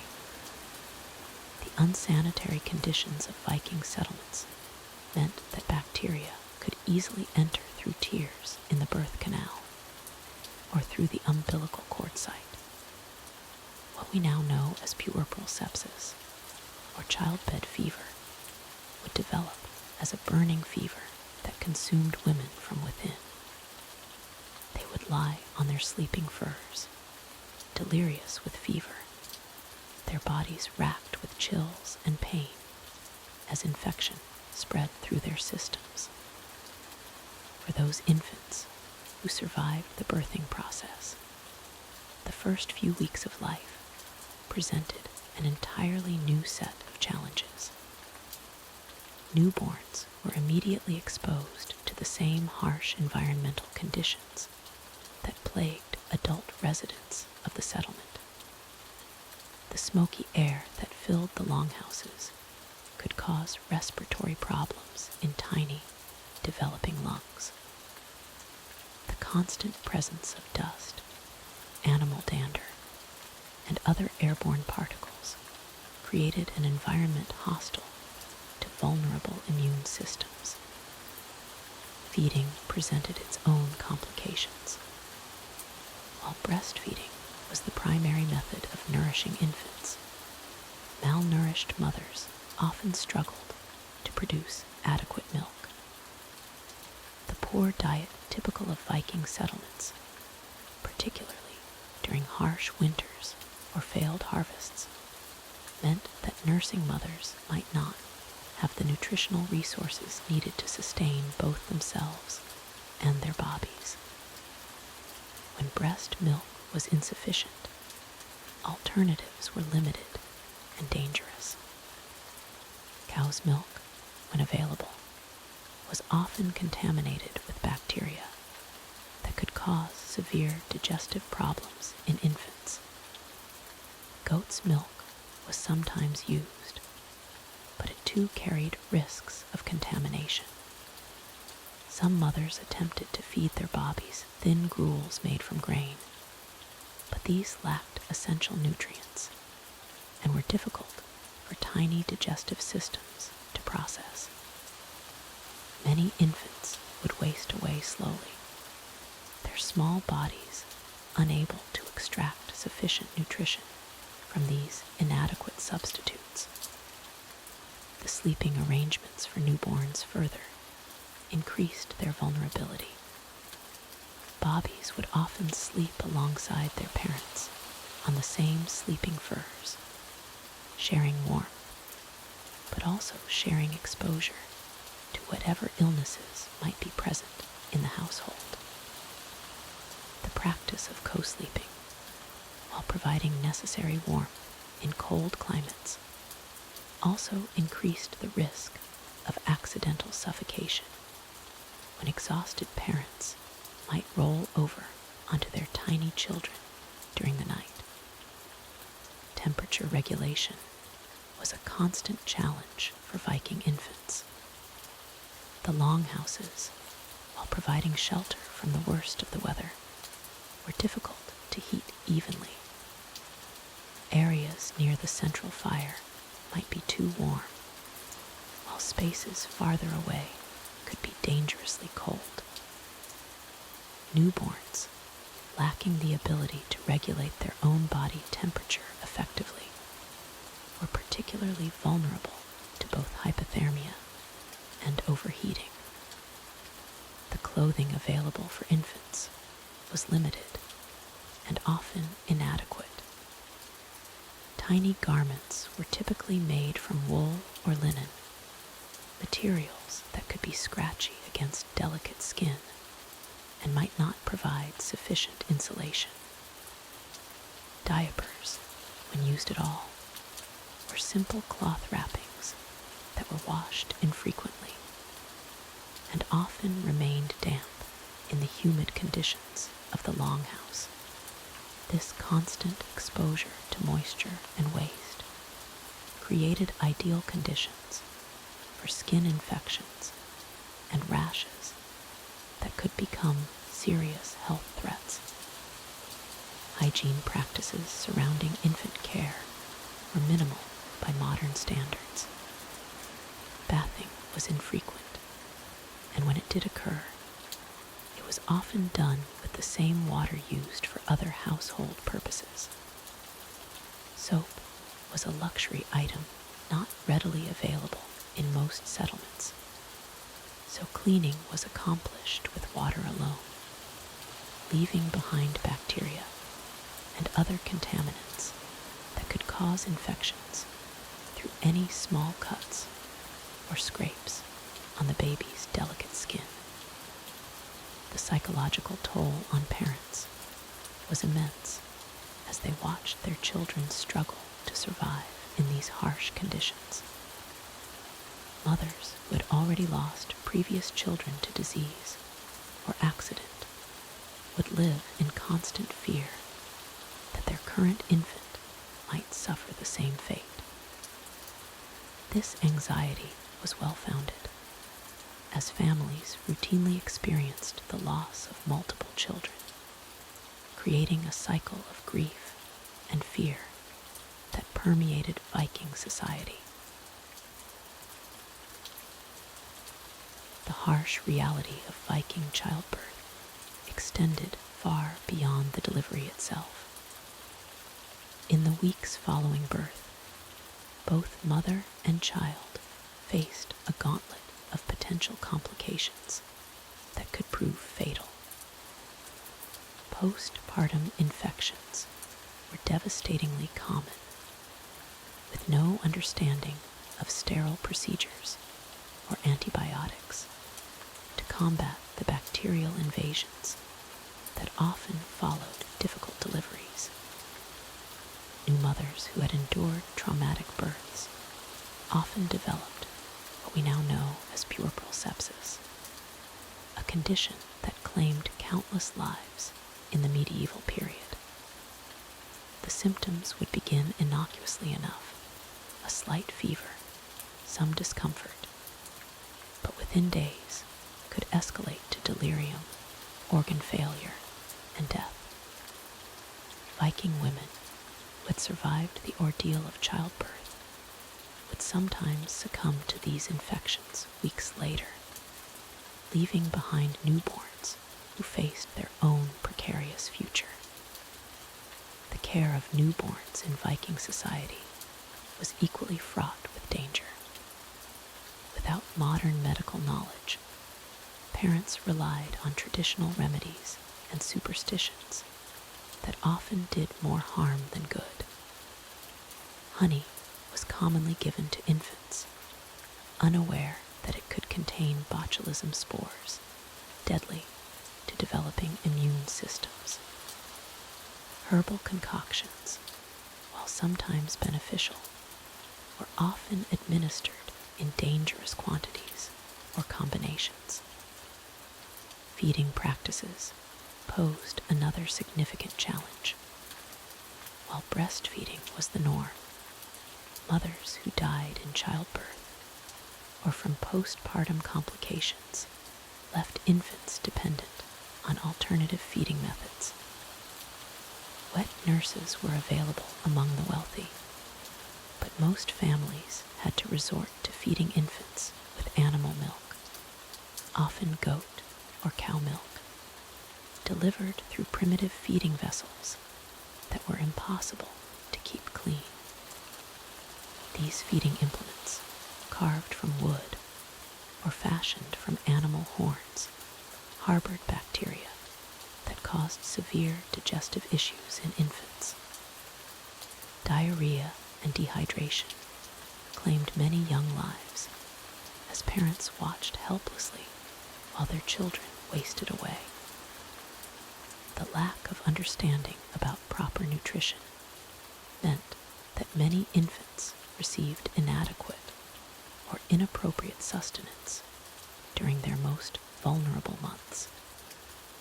The sleeping arrangements for infants also contributed to mortality rates. In the cramped quarters of Viking homes, bobbies often slept alongside their parents in the same bed for warmth. While this practice, known as co-sleeping, had some benefits, it also led to tragic accidents.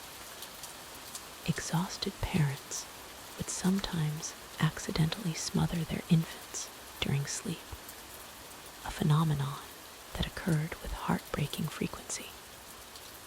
The physical environment of Viking settlements posed additional threats to infant survival. The smoke-filled interiors of longhouses, while providing warmth, created respiratory problems for developing lungs. Infants were constantly exposed to wood smoke, cooking fires, and the general pollution of indoor air that had no proper ventilation. Many bobbies developed chronic coughing and breathing difficulties that weakened their overall health. Temperature regulation proved another deadly challenge.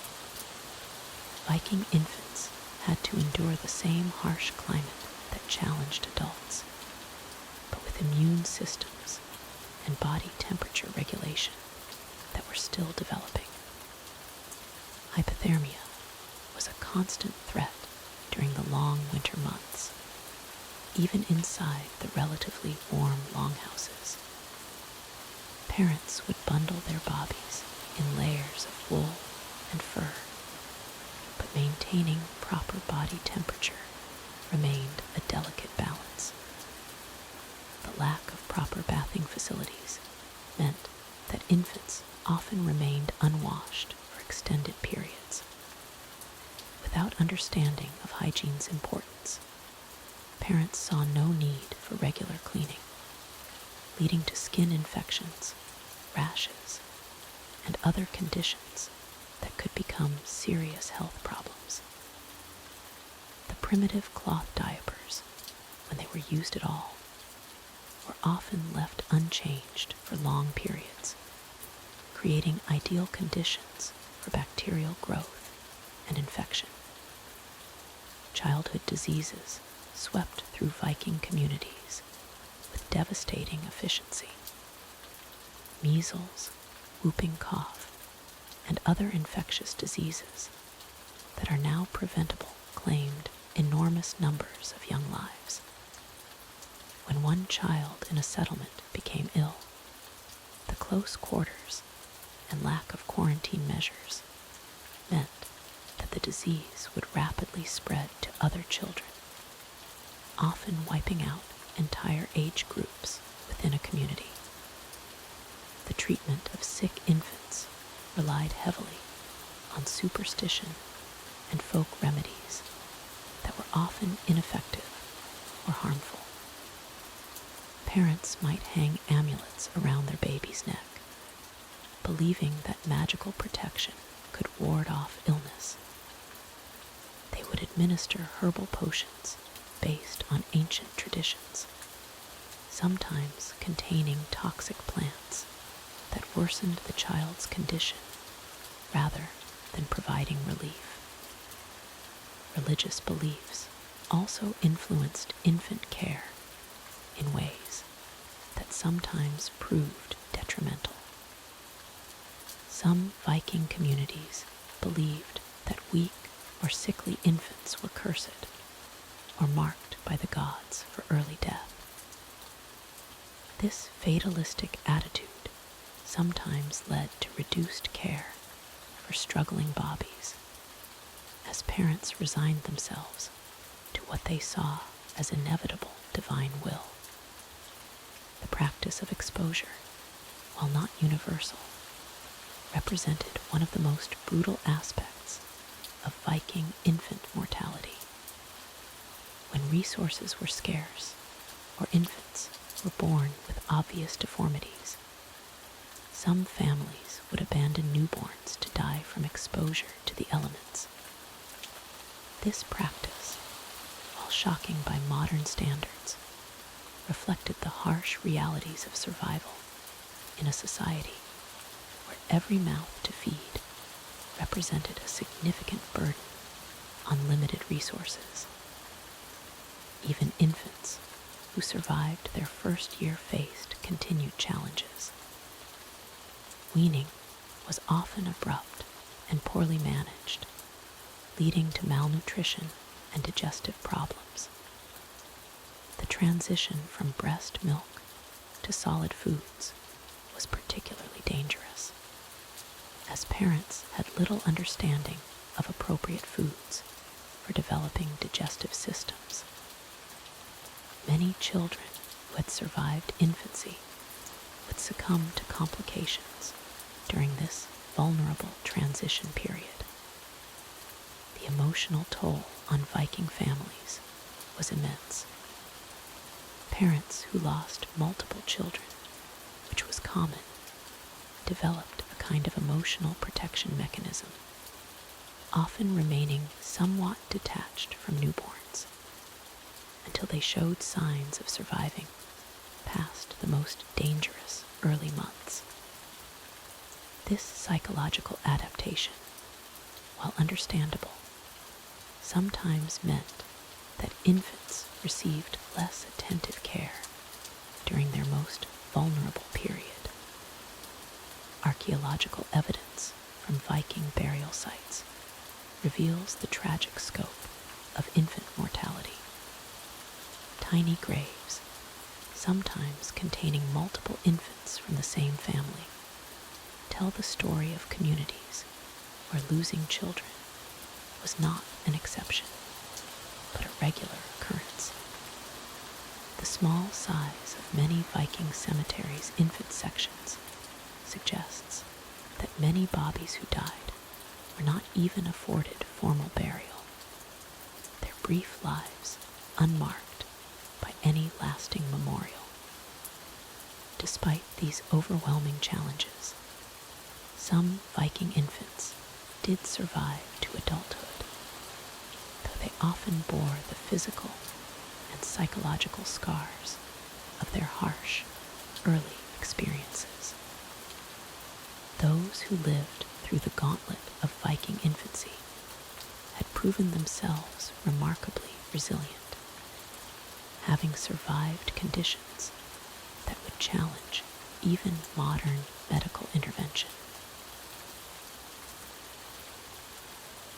While we've explored the general hardships of Viking life, the reality was that living conditions varied dramatically across the vast territories these Norse peoples inhabited. From the windswept islands of the North Atlantic to the river valleys of Eastern Europe, geography and climate shaped daily existence in profound ways that determined whether families thrived or merely survived through each brutal season. In the harsh landscapes of Iceland, settlers faced challenges that made even the difficult conditions of mainland Scandinavia seem manageable by comparison. The volcanic island offered little in the way of timber, forcing inhabitants to construct homes primarily from turf and stone. These structures, while providing insulation against the fierce North Atlantic winds, created living spaces that were perpetually damp and poorly ventilated. Icelandic homes often featured walls that were 3 to 4 feet thick, constructed from layers of turf stacked like bricks. The interior spaces were cramped and dark, with small windows covered by thin membranes from animal intestines that allowed minimal light to penetrate. Families would huddle together in these earthen chambers, sharing body heat while smoke from cooking fires filled the air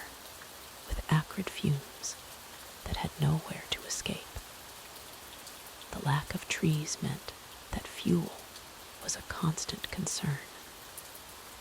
Icelanders burned dried sheep dung, seaweed, and whatever driftwood they could scavenge from the shoreline. This created a perpetual smell of burning organic matter that permeated clothing, bedding, and hair.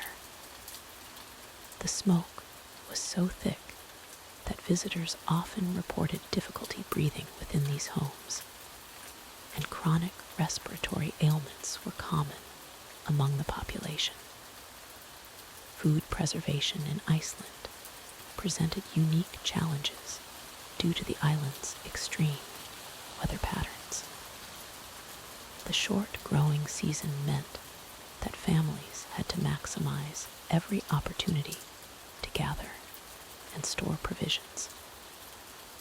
Fish was often dried on wooden racks exposed to the constant wind. But the unpredictable weather could ruin entire harvests if storms struck at the wrong moment. Icelandic families developed a fermented shark preparation called hardship, burying shark meat in gravel for months to make it edible. This process created a pungent, ammonia-scented food that could sustain life during the darkest winter months, but was so potent that it induced nausea in those unaccustomed to its overwhelming flavor and smell. In contrast, Viking settlements in the milder climate of Denmark and southern Sweden enjoyed considerably better living conditions. The abundant forests provided ample timber for construction, allowing for larger, more comfortable homes with proper ventilation systems. These regions also benefited from longer growing seasons and more reliable agricultural yields. Danish Viking homes were typically constructed with wooden frames and featured raised floors that helped protect against moisture and provided storage space underneath. The walls were often filled with clay and straw, creating better insulation than the stone structures found in harsher climates. Windows could be larger and more numerous, allowing natural light to illuminate interior spaces. The agricultural advantages of these southern regions meant that families could maintain larger herds of cattle and pigs, providing more reliable sources of meat, milk, and leather. Gardens could support a wider variety of vegetables, and the longer harvest season allowed for better food preservation techniques. Root cellars could be dug deeper into the softer soil, creating more effective storage for winter provisions. However, even in these more favorable conditions, Viking families faced significant challenges. The higher population density in fertile areas led to increased competition for resources and more frequent conflicts between neighboring settlements.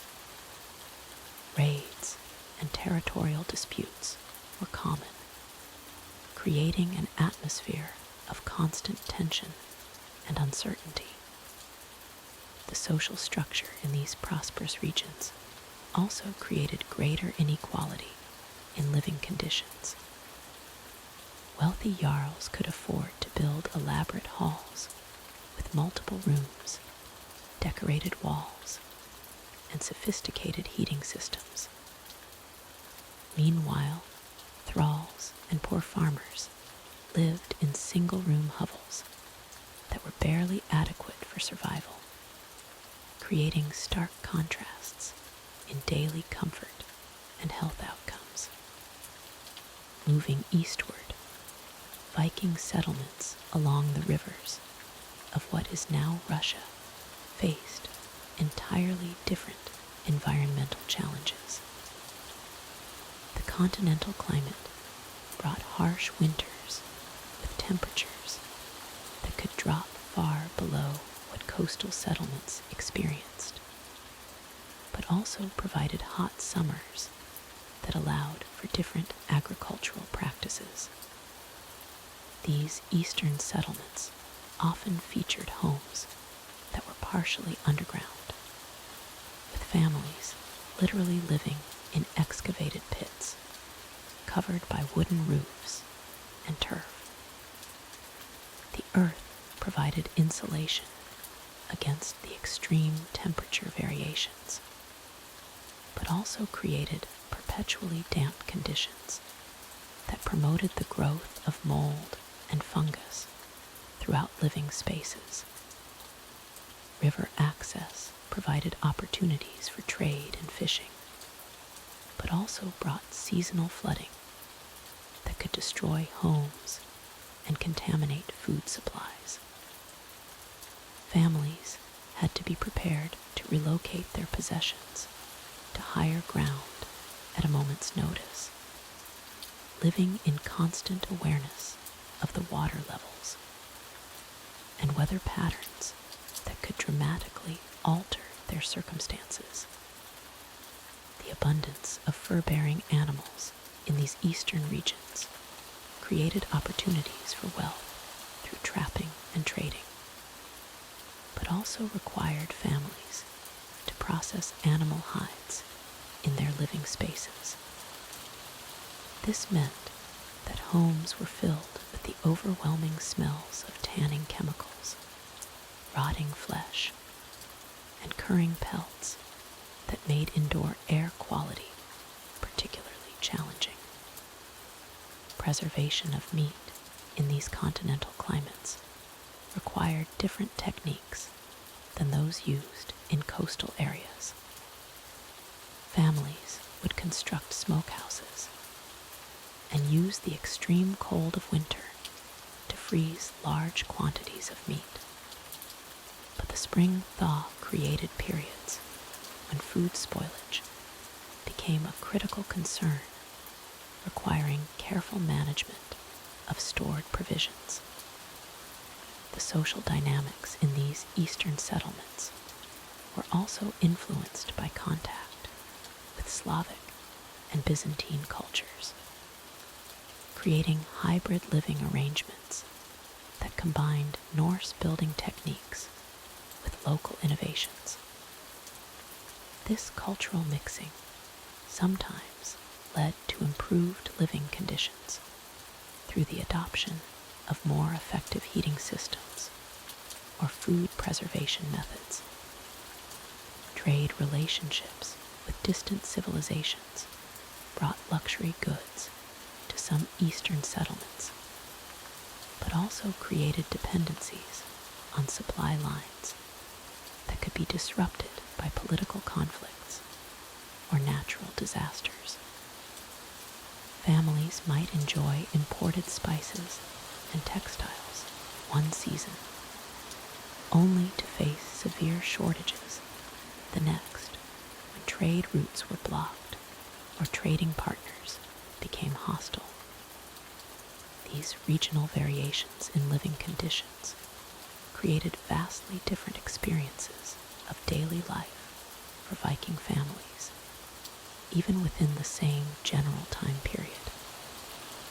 A family living in coastal Norway might struggle with different challenges than their relatives who had migrated to Iceland or established trading posts along Russian rivers. Yet all shared the common experience of surviving in harsh environments with limited resources and constant uncertainty about what each new season might bring. Coastal settlements of western Norway presented their own unique challenges that differed markedly from the inland communities we've discussed. Here, the proximity to the sea brought both opportunities and hardships that shaped daily life in distinctive ways. The constant salt spray from the North Sea created a perpetual dampness that penetrated every aspect of domestic existence, making the preservation of food and materials an ongoing struggle against the corrosive effects of maritime humidity. Houses built along these exposed coastlines required constant maintenance due to the relentless assault of wind and salt. The wooden structures, already vulnerable to the harsh Scandinavian climate, faced accelerated deterioration from the maritime environment.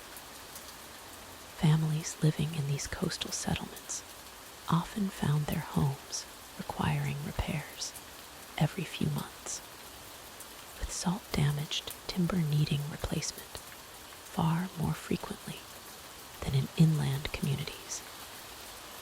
The fishing communities of the Lofoten Islands exemplified the extreme conditions faced by coastal Vikings.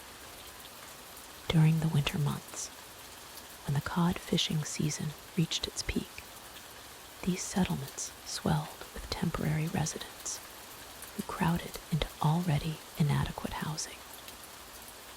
The combination of overcrowding, poor ventilation, and the constant presence of fish processing created living conditions that were particularly challenging, even by Viking standards.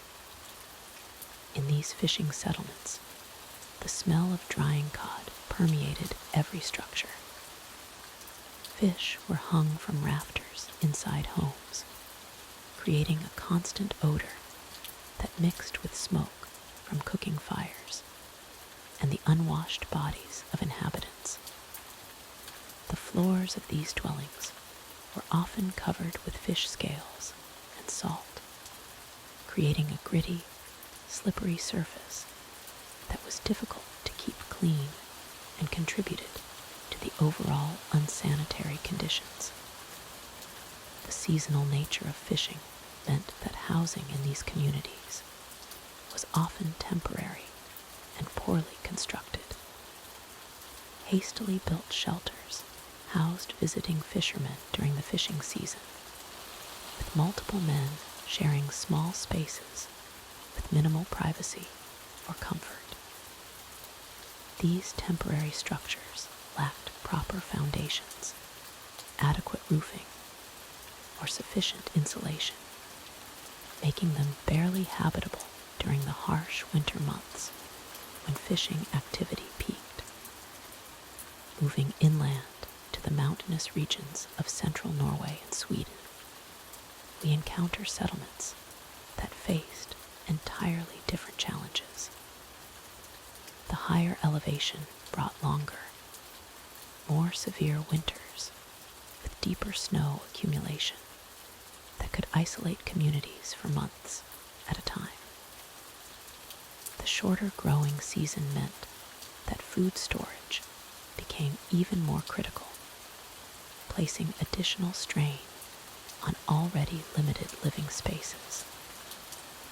Mountain settlements often had to deal with the constant threat of avalanches and landslides, which influenced the placement and construction of buildings.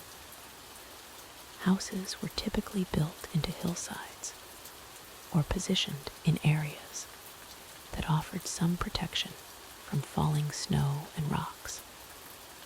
But these locations often meant reduced sunlight and increased dampness from groundwater seepage.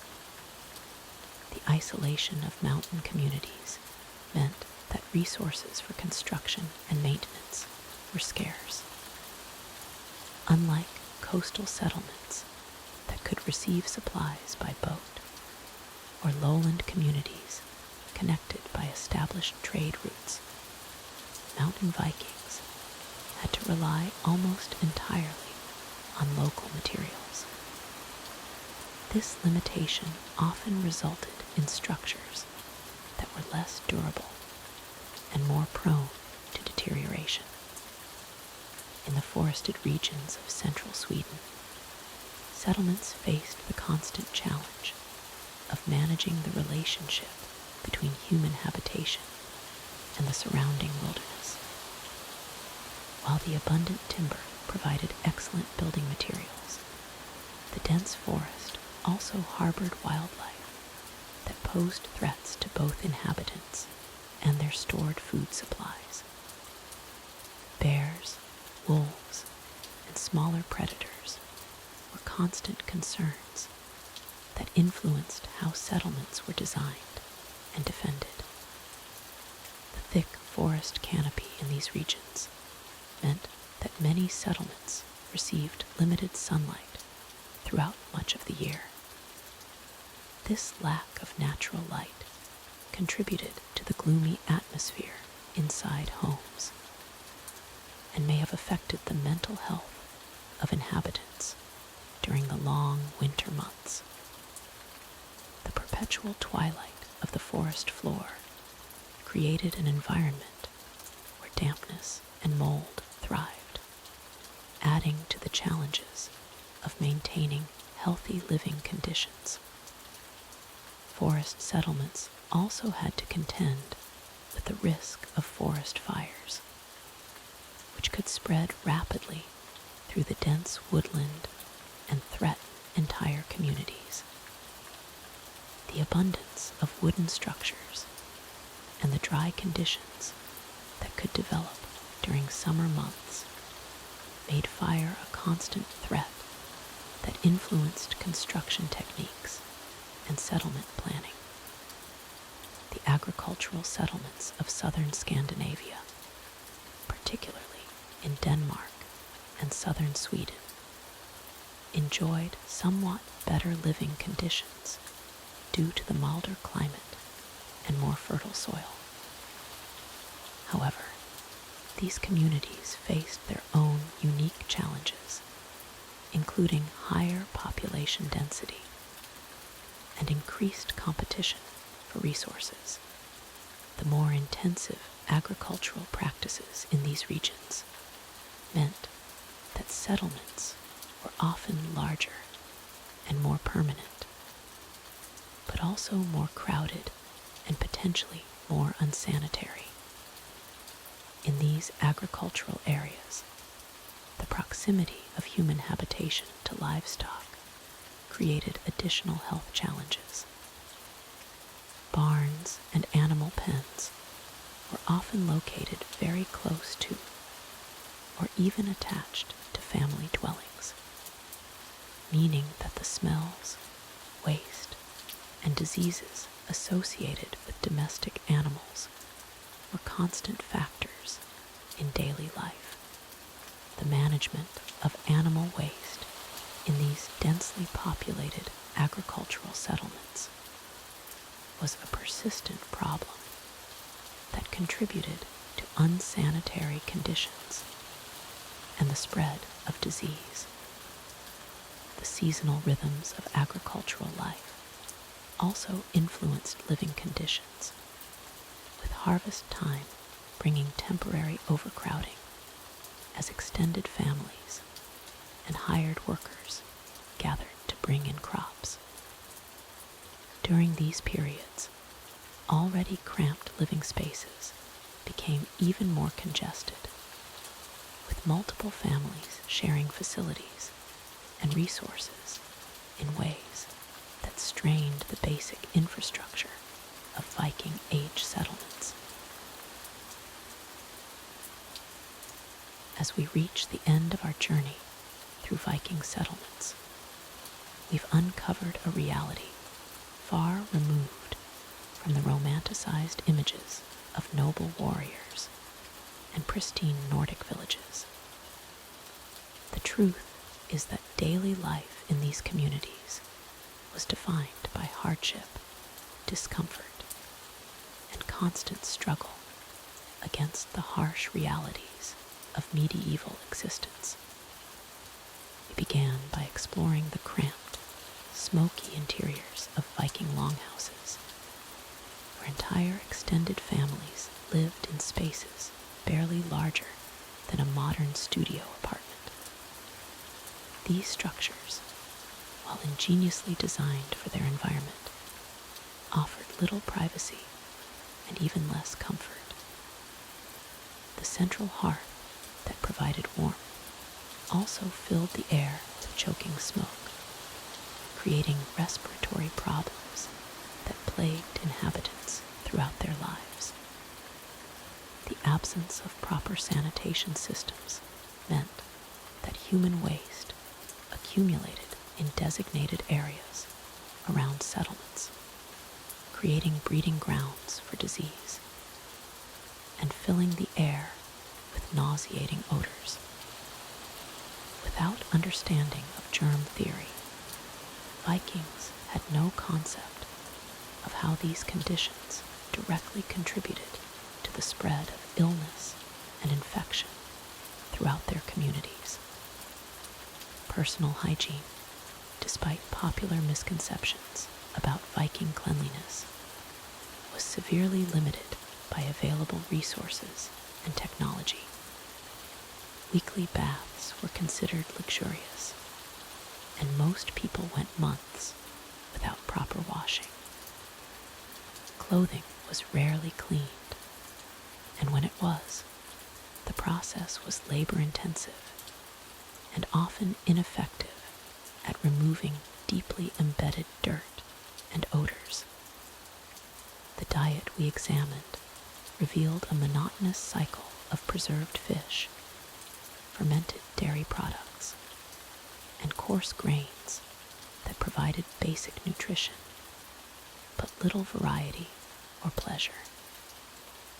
Seasonal variations meant periods of relative abundance followed by months of near starvation. When families survived on whatever stores they had managed to preserve during better times. Dental health was universally poor, with most adults losing multiple teeth before middle age. The coarse, gritty nature of their food wore down tooth enamel, while lack of proper oral hygiene led to painful infections and abscesses that could prove fatal in an era without antibiotics or proper medical care. Sleep, one of life's most basic needs, was disrupted by overcrowding, vermin infestations, and the constant sounds of animals and other family members in shared spaces. The straw mattresses that served as beds harbored fleas, lice, and other parasites, making restful sleep nearly impossible for most inhabitants. Disease spread rapidly through these close-knit communities, with respiratory infections, skin conditions, and parasitic infestations being constant companions. The lack of medical knowledge meant that even minor injuries could become life-threatening infections, while childbirth remained one of the leading causes of death for women. Work was backbreaking and never-ending, with every member of the community required to contribute to survival. From dawn to dusk, Vikings engaged in physically demanding tasks that wore down their bodies and left little time for rest or recreation. The harsh climate meant that much of this work had to be compressed into brief summer months. Social tensions were inevitable in such confined spaces, where personal conflicts could escalate quickly and affect entire communities. The hierarchical nature of Viking society meant that lower status individuals had little recourse when faced with abuse or unfair treatment from those above them in the social order. Environmental challenges were relentless, from brutal winters communities in their settlements for months, to brief summers that demanded frantic activity to prepare for the next cold season.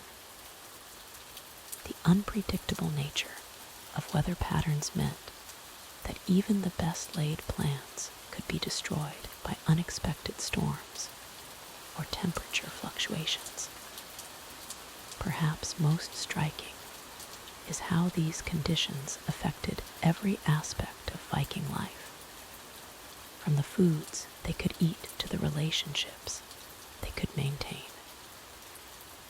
The constant struggle for survival left little room for the pursuits we might consider essential to human happiness and fulfillment. Yet, despite these harsh realities, Viking communities persisted and even thrived in their own way. Their resilience in the face of such challenging conditions speaks to the remarkable adaptability of human beings when faced with adversity. They developed complex social structures, rich oral traditions, and sophisticated craftsmanship, despite the limitations of their environment. The archaeological evidence we've examined throughout this exploration reveals communities that were simultaneously resourceful and constrained, innovative and limited by their circumstances. These settlements represent humanity's ability to survive and create meaning, even in the most difficult conditions. Modern visitors to reconstructed Viking settlements often comment on how small and primitive everything seems compared to contemporary standards. This perspective helps us appreciate not only how far human civilization has advanced, but also the daily courage required of our ancestors who lived without the conveniences we take for granted. The legacy of these harsh living conditions extended far beyond the Viking Age itself, influencing migration patterns, social structures, and cultural values that persisted for centuries. Understanding these realities helps us comprehend why Viking expansion was not just about conquest and trade, but also about seeking better living conditions for growing populations. As we conclude this detailed examination of Viking settlement life, we're left with a profound appreciation for the resilience of these communities and a sobering reminder of how recent many of our modern comforts truly are. The next time you flip a light switch, turn on a faucet, or enjoy a hot shower, remember the countless generations who lived without such luxuries. The story of Viking settlements is ultimately a story of human endurance, adaptation, and the eternal struggle to create meaningful lives despite challenging circumstances. While we may not envy their living conditions, we can certainly admire their determination to build communities and maintain their cultural identity in the face of such overwhelming hardships. Thank you for joining us on this journey through the daily realities of Viking life. Sweet dreams, and may your own comfortable surroundings help you appreciate just how far we've come from those smoky, crowded longhouses of medieval Scandinavia.